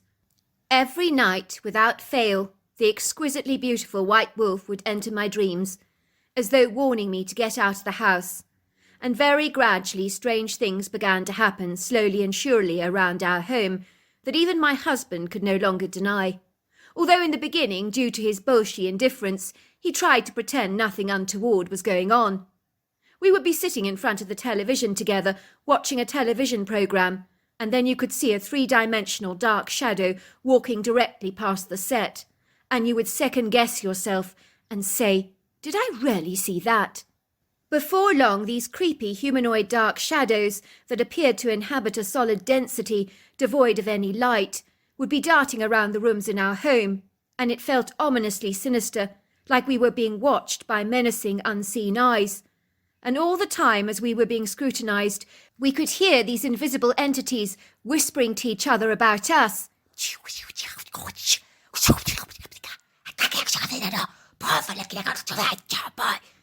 It was incredibly discomposing and distressing, and I knew my husband could sense it, because the expression upon his face was growing more unsettled and troubled every single day. "Something is happening in our home. Something paranormal," he said, looking at me with startled, scared eyes. "Last night I saw the white wolf with the blue eyes in my dreams, the one you keep seeing. And his eyes were exactly the same as the Indian that we met. Remember the man? What was his name?" "I think it was Uaweo or something like that," I said. "Let's leave now. Listen to him. He was trying to help us. He was a good man." My words fell on deaf ears, because despite everything, my husband did not want to give up our home so easily, and was trying to research what he could do to appease the angry spirits of the dead. But every night the atmosphere in our home became more and more tense, and we would sometimes wake up in the middle of the night to hear strange chanting and singing coming from far away. But as every day went by, the haunting sounds became ominously closer and closer towards our home, leaving us both feeling like we were being hunted and stalked by the spirits of the living dead. It was very, very frightening and exceedingly unsettling. One night I was awoken with a start. It was 12 o'clock. I could hear the sounds of flutes and rattles and drums, and the strange chanting sounds of people. And it was so close, way too close for comfort. I darted out towards the balcony and looked down on the verdant green lawn that surrounded our home.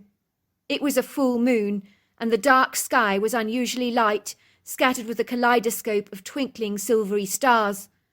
I could see the dark, shadowy Cherokee Indians, all wearing deer-skinned leggings. Although their faces were obscure, I could see the intricate details of the beadwork on their clothes. They were all chanting in a repetitive, very sinister and menacing tone, and moving around and around our home in circles. I knew instinctively that they were ghosts, even though they were so physical in appearance, because there was a translucency to them, and their body movements almost seemed to float, as they were so fluid and seamless. "Oh my God," said my husband, joining me out on the patio. "What the heck is going on down there?" he said, watching the ominous ghostly figures infiltrate the exterior of our property. My husband's eyes grew as round as saucers, and he physically began to shake with terror. "We should have listened to the Indian," he said quietly. "I have a horrible feeling that we have left it too late, sweetheart," he said, suddenly grabbing me into his arms and holding me ever so tightly, and even sobbing in my shoulder. "I'm so sorry, sweetheart. I should have listened to you. I was too proud for my own good." I said nothing, for indeed there was nothing to say. The tribe of spectral, ethereal Indian entities that had surrounded our home shook their musical instruments hard and vigorously, and all of a sudden, as if by magic, those rattles morphed into torches of light, and the illusory, shadowy, phantom-like beings began lighting up our house in a sea of crackling flames, and our home began to breathe heavily and slowly. It puffed like a dragon, pouring out its pervasive, unsuppressed wrath of rambunctious, feisty, and rebellious red and amber flames. Some that looked so livid and angry, they became purple in colour. It was like the windows and doors were alive with flames, and our house was crumbling and melting to the ground, so fast, like the heat of a blazing hot sun melting ice cream on a very hot day. I was now feeling sick to my stomach, nauseous and quite violently ill, so much so that I wanted to throw up. In my desperation, I ran over to the landing to see that the staircase itself was now on fire. So my husband and I were well and truly trapped inside our home, unless we jumped off the balcony, of course, from our bedroom, and that would almost certainly kill us in the process. My life flashed before me in a series of swift photographic images as I faced the gravity of our impending deaths. I knew death was moments away, and the smell of the acrid smoke was filling my lungs with hot air, and it was getting unbearably hot. My eyes were beginning to water. It was an airy feeling, that overwhelmed me with a rising sense of dread. I suddenly heard this almighty thumping sound, and everything in our room began to shake like a mini earthquake, as if something colossal had heaved itself onto our balcony. And that was when I saw the biggest creature that I've ever seen standing before us. I let out a terrifying scream. Ah! For this creature was about 8 foot tall, possibly more, I can't be sure of that. And it was covered with long, flowing dark hair, and was so intimidating, I was absolutely terrified. No words can describe that kind of fear. The creature lunged towards me unhesitantly, and grabbed me, throwing me over his shoulders like a large sack of potatoes, and then he dropped me from a few feet, and I began to free fall down the side of the house, to find myself being caught by a pair of very powerful hands that belonged to an identical-looking creature. She let out a shrill whistle when she caught me, and immediately glided away with me to the edge of the wood green, and placed me down on the grassy verge.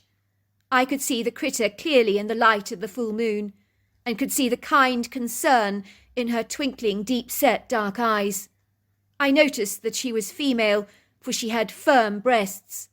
The only way I can describe her to you is like a giant wild woman, covered in long flowing hair of a dark colour, and possessed overlong arms and powerful long legs. I noticed that every single part of her anatomy was so solidly built and dense with muscle, and the upper shoulders and torso were so huge, and the cone-shaped head possessed a human face. When I realised that this extraordinary creature had saved my life, as I could see our house burning down, collapsing and folding before my very eyes, I ran into her arms and just cried and cried. In her arms I was like a tiny doll, but she held me tightly to her chest and spoke to me in a very soothing voice, in an audible, ancient-sounding dialect that was rather nasal and spoken from the back of her throat, with the occasional clicking sound. She was so reassuring and kind towards me, and her love was unfathomable, for she did not even know me, but she still seemed to love me.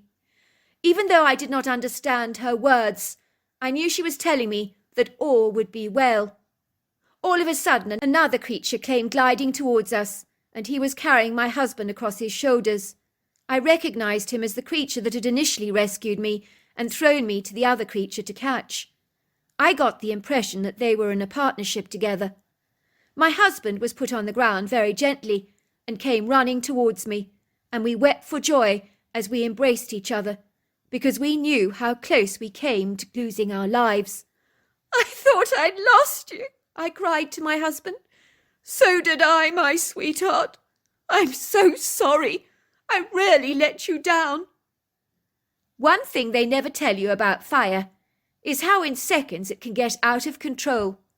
These kindly creatures were incredibly protective towards us, and they refused to leave our sides until the dawn broke the following morning.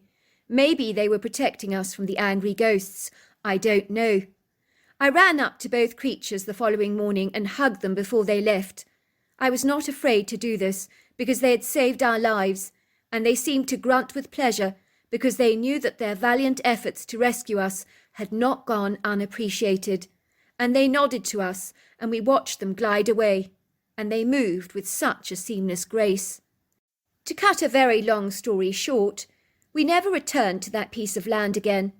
I think it might have been given back to the Cherokee National Forest, but I'm not sure about that. We promptly moved back to our old hometown, and one day in an antique shop I was buying a work of art that I had no idea would actually be a masterpiece that had been painted by a great artist, and it sold for a fortune at Sotheby's.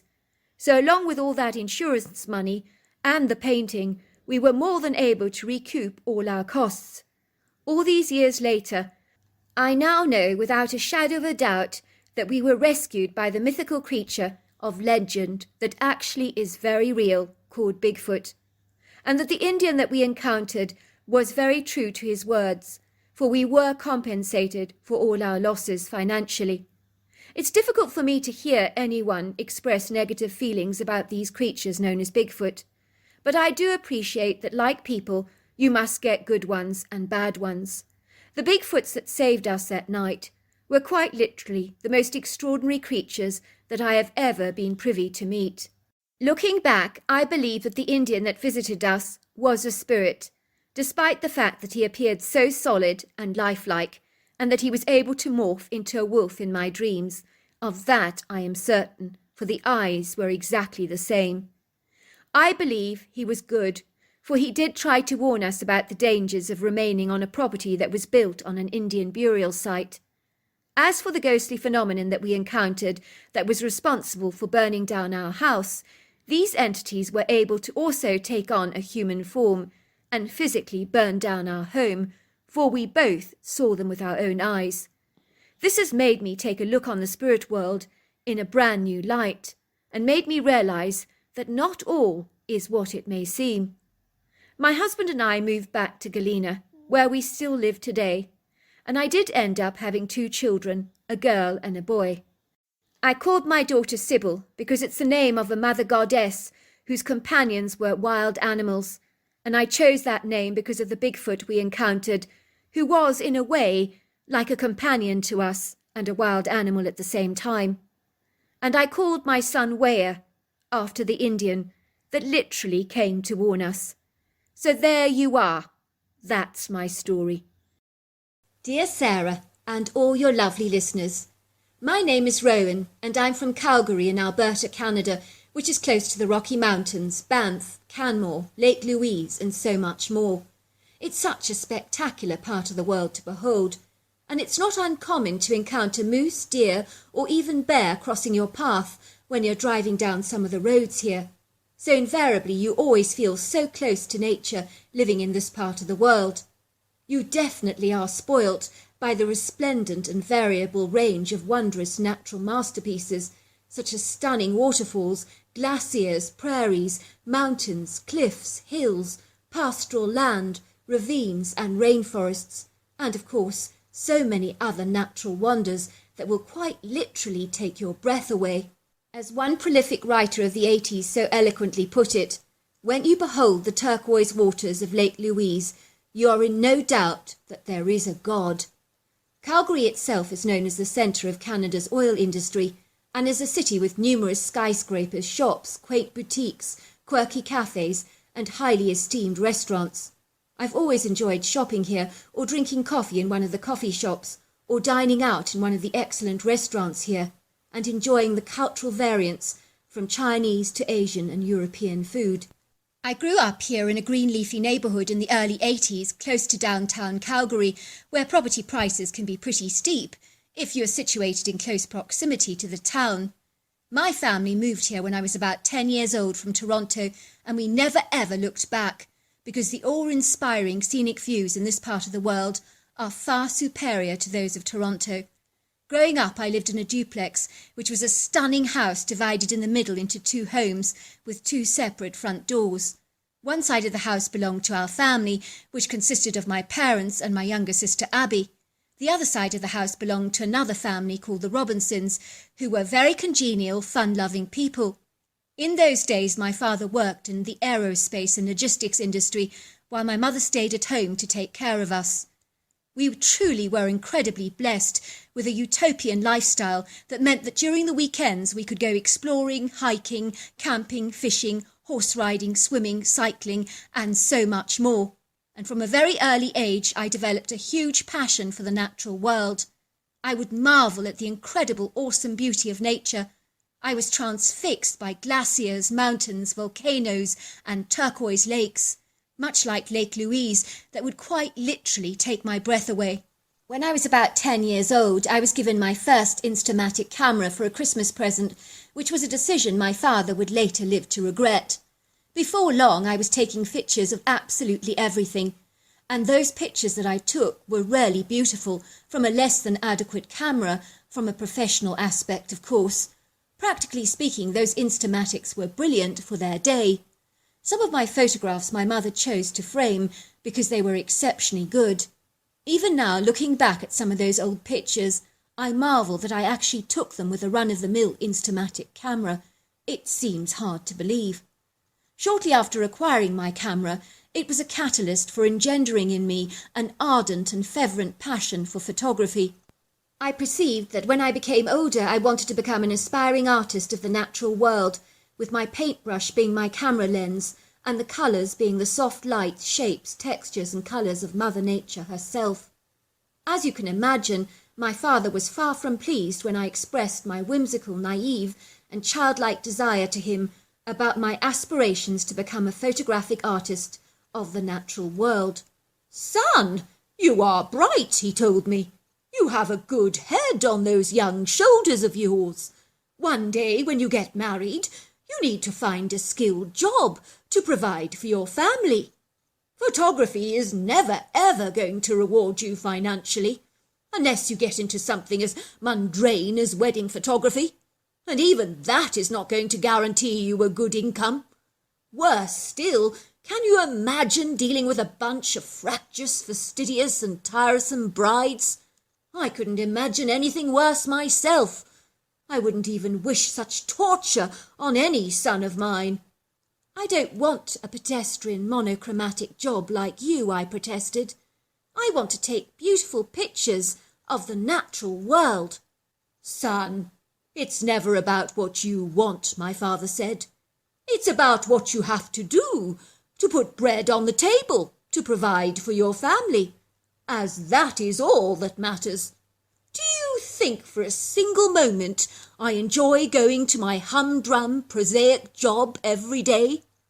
Not on your Nelly, but I do it for you and for your mother, and for your sister, of course. It's called sacrifice for the greater good." "You mean you don't even enjoy your job?" I asked in horror. "How can you do something so uninspiring that you absolutely hate?" I said. "It makes no sense to me at all." "Son, it makes perfect sense. It's called survival. Do you think a lion enjoys stalking its prey? Of course not, but it does so to subsist. Do you think a squirrel loves storing its acorns over the winter months? Of course not, but it does so to prevail. Do you think a bear enjoys lockdown for its winter hibernation? Of course not." "How do you know the lion does not enjoy hunting?" I protested. "I just know," said my father. There was no point in arguing with my stubborn, tenacious and opinionated dad, because he had very fixed, intractable views about the world, but I was not going to take his unyielding advice. I knew that I could never spend the rest of my life in a monotonous, dull job like my father. I wanted something so much better for myself. I had absolutely no intentions of following his willful example. I wanted to pursue my dreams and embark upon a profession that intrigued, excited and inspired me. Somehow I knew I would make it pay. That's what I thought to myself. I began to visualize books of my photographs perched on coffee tables throughout North America and Europe. Surely my dream was attainable. It was not too good to be true, was it? One day my mother was having tea with Irma Robinson, the lady who lived in the subdivided side of our home. In recent years she had blossomed into becoming one of my mother's most beloved and best friends. I remember on this particular day, which I imagine was probably a Monday morning, she came bolting into our kitchen like a bull in a china shop, and she eagerly confessed that they had returned from a hiking trip over the weekend. I noticed her face look pink and flustered, and she seemed rather excitable, like a Jack Russell Terrier that was eager for his walk.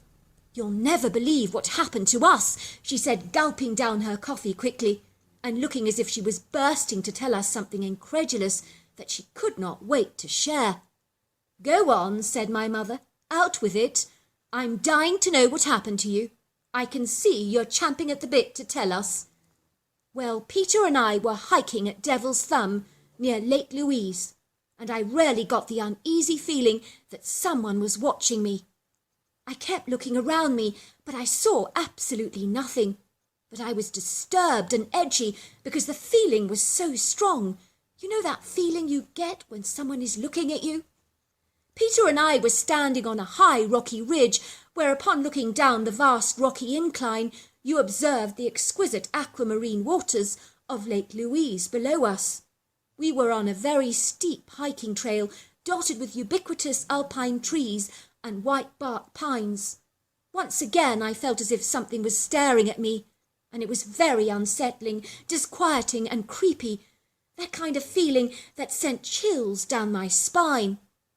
All of a sudden, something hit me firmly in my back, and I turned around to see that it was a pine cone. I thought that some stranger on the hiking trail was hiding in the shadows, trying to scare me, but there were no people on our trail at all. It was deathly quiet. On reflection, I don't think I even remember any birdsong in the valley at all.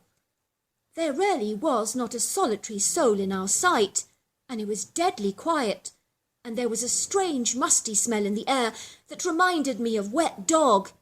It was really rather pungent and unpleasant. "Wow," said my mother, "now that is odd, especially for one of those hiking trails near Lake Louise. No one being around, I mean. There are usually loads of tourists bustling around that place." Yes, come to think of it, it was rather peculiar, and hauntingly quiet, I might add. Anyway, after one pine cone was thrown at me, then there was another, and another, and another, so someone was throwing pine cones at me deliberately, and with startling accuracy. Even Peter was absolutely confounded, and he said, "What the heck?" He even called out and said, "Please stop throwing pine cones at my wife. It's not funny." He also believed that there was a kid on the trail having a good laugh at my expense, and he wasn't best pleased about it. We couldn't see anything, but we began to hear a chuckling sound, almost as if someone was delighting in how flabbergasted and bewildered I had become by being bombarded by all these pine cones. They were clearly finding it all a terrible hoot, and Peter was far from amused. He kept saying under his breath, "Bloody kids," over and over again. His face had grown crimson, and he looked exceedingly flustered. Suddenly I saw something very dark moving behind one of the trees, and I thought it was a bear. I had my binoculars with me, and so I focused them directly on the creature, and I nearly passed out in shock. I was seeing a Homo sapien in my binoculars, and I'm not kidding either. "What's a Homo sapien, Mother?" I asked, looking mystified. "It's early man, sweetheart. They're often referred to as archaic humans," my mother said. "Now you have me stumped, Irma. How is that even possible?" "That's exactly what I was thinking.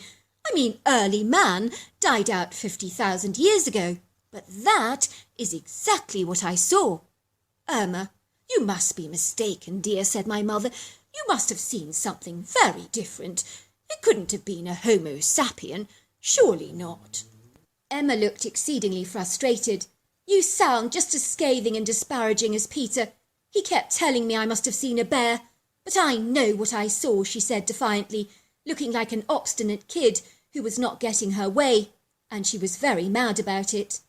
I must admit I thought in that second that she would begin to stamp her feet and have a hissy fit.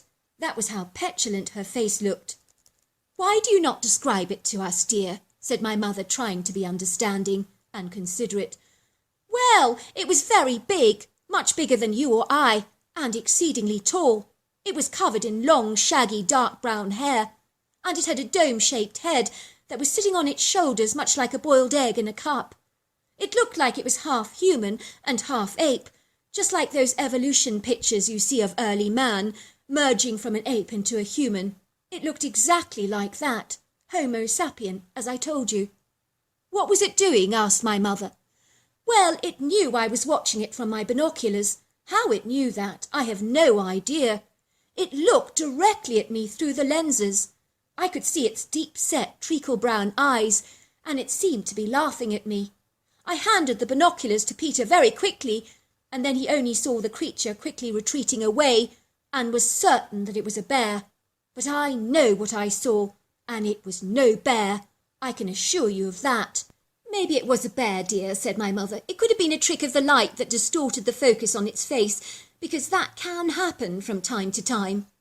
I could see that Emma was growing increasingly incensed, and in her annoyance her pale face developed a distinctive crimson hue, which made me wonder if she was about to explode with anger in any given moment. "Right, so bears have hands with human fingers and smooth nail beds, do they?" she challenged my mother. "This thing had a human face, and hands and fingers and flat nails. Now that's no bear. Bears have paws." "Of course they do, dear," said my mother. "But I still think you were fooled by a trick of the light, dear." "You know what, Jenny," said Irma. "Thanks a lot for listening. And thanks for being so perfunctory and dismissive. I thought you were my friend. I thought that you of all people would believe me. But I can see that I was very wrong. Well, thanks a lot for absolutely nothing." Irma impulsively thrust her coffee in the air, aiming it directly at my mother's shocked face, and it spilt all over the front of her dress, soaking it in a dark brown stain. "You deserve that," she said. "Oh, and by the way, Jenny, I've been meaning to tell you that you make the most disgusting, insipid coffee that tastes like dishwater soap." And with that she stormed out, slamming the door behind her so hard that my mother and I nearly jumped out of our skin. "Oh, goodness gracious! I never," said my mother. "Talk about overreacting. Look at me," she said, dabbing off the coffee from her face with a kitchen towel. "How dare she throw her coffee in my face like that? Talk about being downright rude. Who does she think she is? As for telling me that my coffee tastes like dish soap, now that's downright nasty. All this pent-up emotion because I just don't believe she saw a Homo sapien. Have you ever heard anything so ridiculous in your entire life? The woman is barking mad." "I think you were really mean, Mum," I said. "You could at least have pretended to believe her. You really upset her. And as for your coffee, she is right. It is insipid and very nasty." "You also think my coffee is awful," said my mother, looking aghast. "Why didn't you tell me that before?" "I didn't want to hurt your feelings, Mother. But since you've hurt Irma's feelings, I think I'll hurt yours, so you know exactly what it feels like."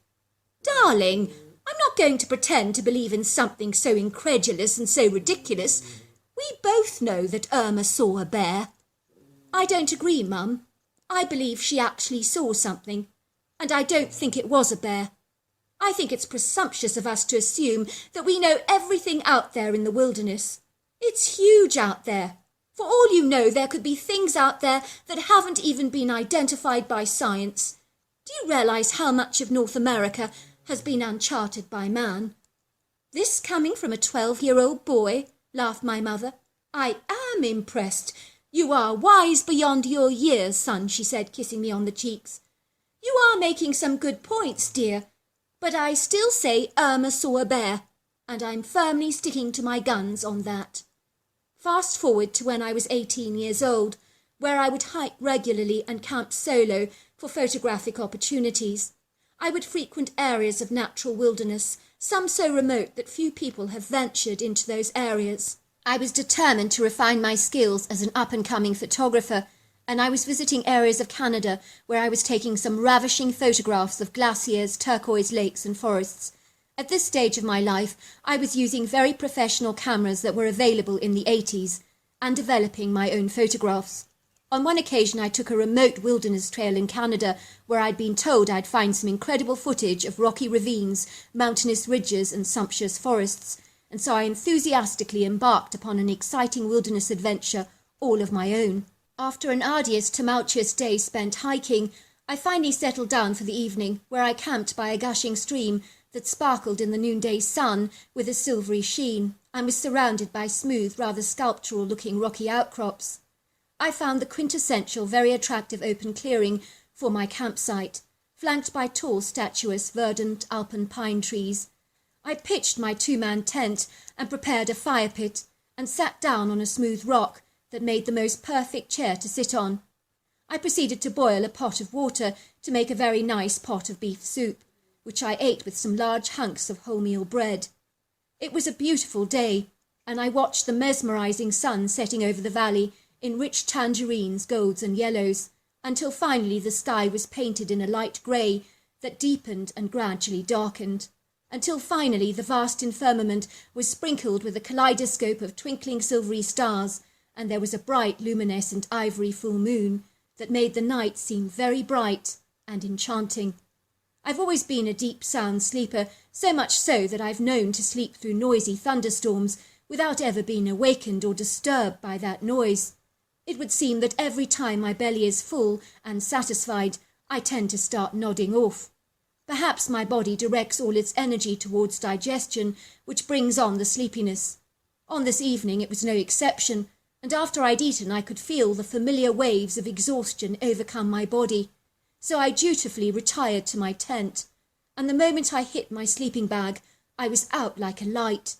I remember during the night having a weird, rather quirky feeling or sensational dream. I dreamt that these dark, shadowy figures covered in long hair were dragging my sleeping bag across the ground, and it seemed so vivid and real, but I knew it was only a dream. Imagine my amazement when I woke up in the early morning to find shafts of sunlight beaming directly on my face, causing me to squint because the light was so incredibly bright, and it was a very warm and pleasant day. I could not believe what I was actually seeing. I was lying in my sleeping bag in the middle of an open prairie of long grass, pretty wildflowers, butterflies and deers grazing close by. How on earth had I got here? I wondered, sitting up in absolute wonderment and utter astonishment as I beheld my surroundings. I was utterly dumbfounded and confused. My campsite was 20 minutes away. Nothing made any sense at all. How on earth had I got out here? When the deer saw me, they looked surprised and quickly scampered away, seemingly startled and perturbed by my strange presence, as I emerged from the undergrowth so suddenly and unexpectedly. I could swear I could hear the strange chuckling sound, rather like a bird having a good laugh at my expense, rather like the kookaburra in Australia. It sounded uncannily like that. I've always been a rational person, so I told myself that I must have sleepwalked during the night, dragging my sleeping bag with me.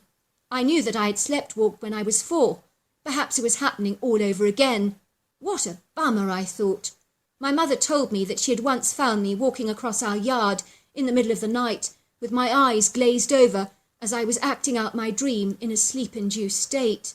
I was astounded that I had walked so far in my sleep, but I could discern that my sleeping bag was indeed covered in mud and leaves, as you would have expected. This was a deep concern to me, because knowing that I was now predisposed to sleepwalking was worrisome for me, especially being out in nature like this, exposed to all manner of wild animals. It certainly placed me in a rather vulnerable, precarious predicament. I did reflect on my strange dream that I'd had during the night, but I altogether dismissed it out of hand and put it at the back of my mind as just that, a bizarre and rather weird dream. That night, when I retired to my tent for some shut-eye, I placed a couple of small rocks in my sleeping bag in the hope that they would jolt me awake should I get up in the middle of the night to go sleepwalking all over again. I really didn't want that to happen. Imagine my amazement when during the night I was indeed jolted awake when one of my rocks in my sleeping bag hit me very hard on the side of my arm. I opened my eyes very suddenly, startled to see 2 massive humanoid creatures dragging me along the ground in my sleeping bag outside of the tent. They were doing this very quietly, and then they picked me up in my sleeping bag like a sack of potatoes and carried me out into the prairie, where they gently placed me on the ground in the middle of the long grass there. They almost seemed to be chuckling together, as if they thought this was a huge practical joke, and they were whispering together in low tones so as not to wake me up, in a language that sounded a lot like gibberish. Luckily, with the light of the moon, the shafts of moonlight lit up the creatures, and I could not believe what I was seeing. I tried to keep my eyes as closed as I possibly could while I observed them. The creatures were exactly what Irma Robinson had once described when I was only 12 years old. They looked like humanoid apes, with tall, burly bodies covered in long flowing hair, and pyramid-shaped heads that flowed seamlessly into a gargantuan pair of shoulders, and their bodies were powerful and strong. I should have been terrified, but I sensed that these creatures were playing a practical joke on me, and clearly had a great sense of humour. If they had indeed meant to harm me, they would have hurt me already by now. So I remained calm, speechless, and in total awe of what I was indeed beholding. As I was contemplating all of this, I could hear this thundering noise that sounded like a rhino charging in the thicket. And that was when I saw her. She was colossal, far bigger than the two critters that had dragged me into the prairie. But this critter was female because she had very large, pillowy, hair-covered breasts. I realised that the two small critters were clearly her offspring, and she seemed far from amused and very incensed with their practical joke. I could tell by the tone of her voice that she was reprimanding them and giving them a huge telling off, and they were hanging their heads in shame, looking exceedingly guilty, like two kids who got caught with their hands in the cookie jar. She kept pointing at me in my sleeping bag, and then she pointed an accusory sausage-sized finger at them, as if to say, "I've had just about enough of your shenanigans. Now put him back where you found him at once." The next thing I knew is that the two practical jokers were obediently carrying me in my sleeping bag back to my camping site, and they dragged me in my sleeping bag back into the tent. It was so surreal that I couldn't believe what had just transpired, but despite everything, I still managed to fall asleep, and I awoke the next morning to find two fresh fish hanging together in a vine leaf on a hook outside of my tent. I knew at once that it was a gift from the creatures by way of an apology, upon the insistence of their mother, I imagine, and I was amazed at the etiquette of these extraordinary, intelligent beings, who clearly have a great sense of humour. Yet I had no comprehension of what these creatures could actually be, and it was only 20 years later that I would finally discover that these mysterious ape-like humanoids were in fact Bigfoots. I will add that the fish that they caught for me I cooked and ate that breakfast, and it was melt in the mouth, flaky and absolutely delicious, and to date, quite simply, the most delectable, sumptuous fish that I've ever tasted, that far outrivals any of Calgary's finest fish restaurants, and I'm not joking either. Fast forward to a week after my anomalous, rather extraordinary encounter, and my mother and I were standing with a huge bouquet of flowers, a box of chocolates and some chocolate and almond croissants from the baker's, and we were ringing Irma Robinson's front doorbell. "Hello there," she said, looking at us with an astonished look on her face. "What is this all about?" she asked. "It's not my birthday, is it?" she joked, looking at all the flowers.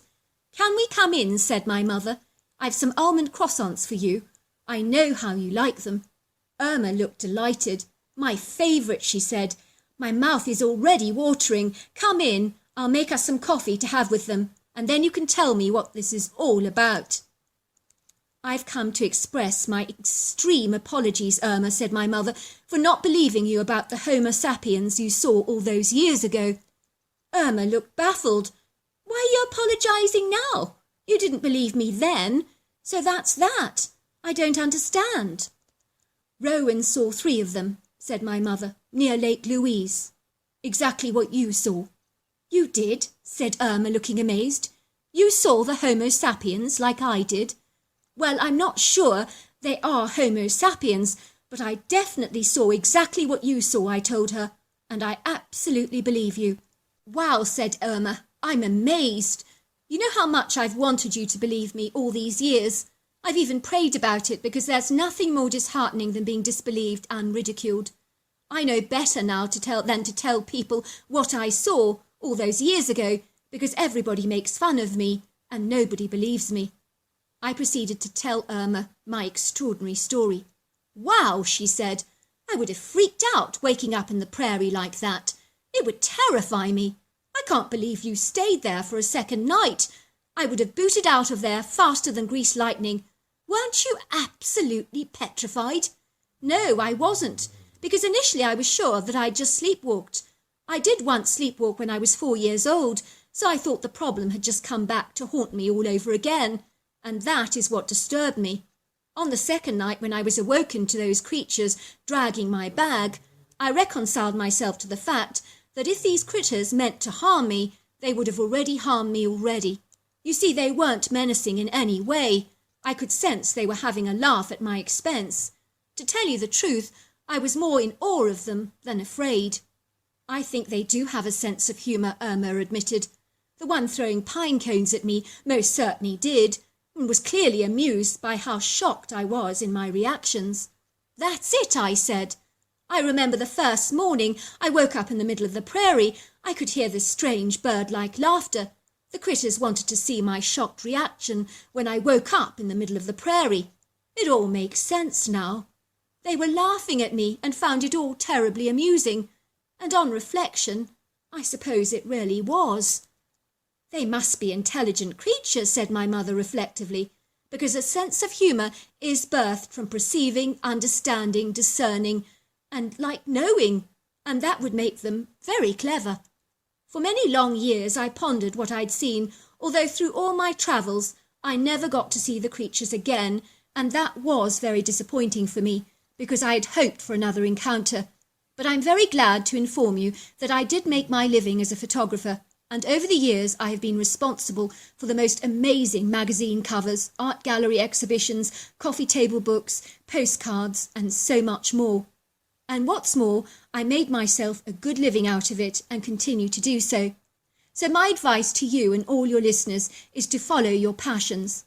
Even my father has admitted in recent years that he really regrets not doing in life the very things that brought him the most joy, and that is one of his biggest long-time regrets. So what I'd like to say to you is to follow your hearts, and the rest will follow, including the financial resources for you. I emphatically believe that where we find our passions is where our life purpose is rooted, and what we were divinely ordained to do on this earth. So therefore it will never fail, and will ultimately always be blessed, because it was already pre-planned before we were born, and what is meant to be simply cannot fail. So there you are. That's my story.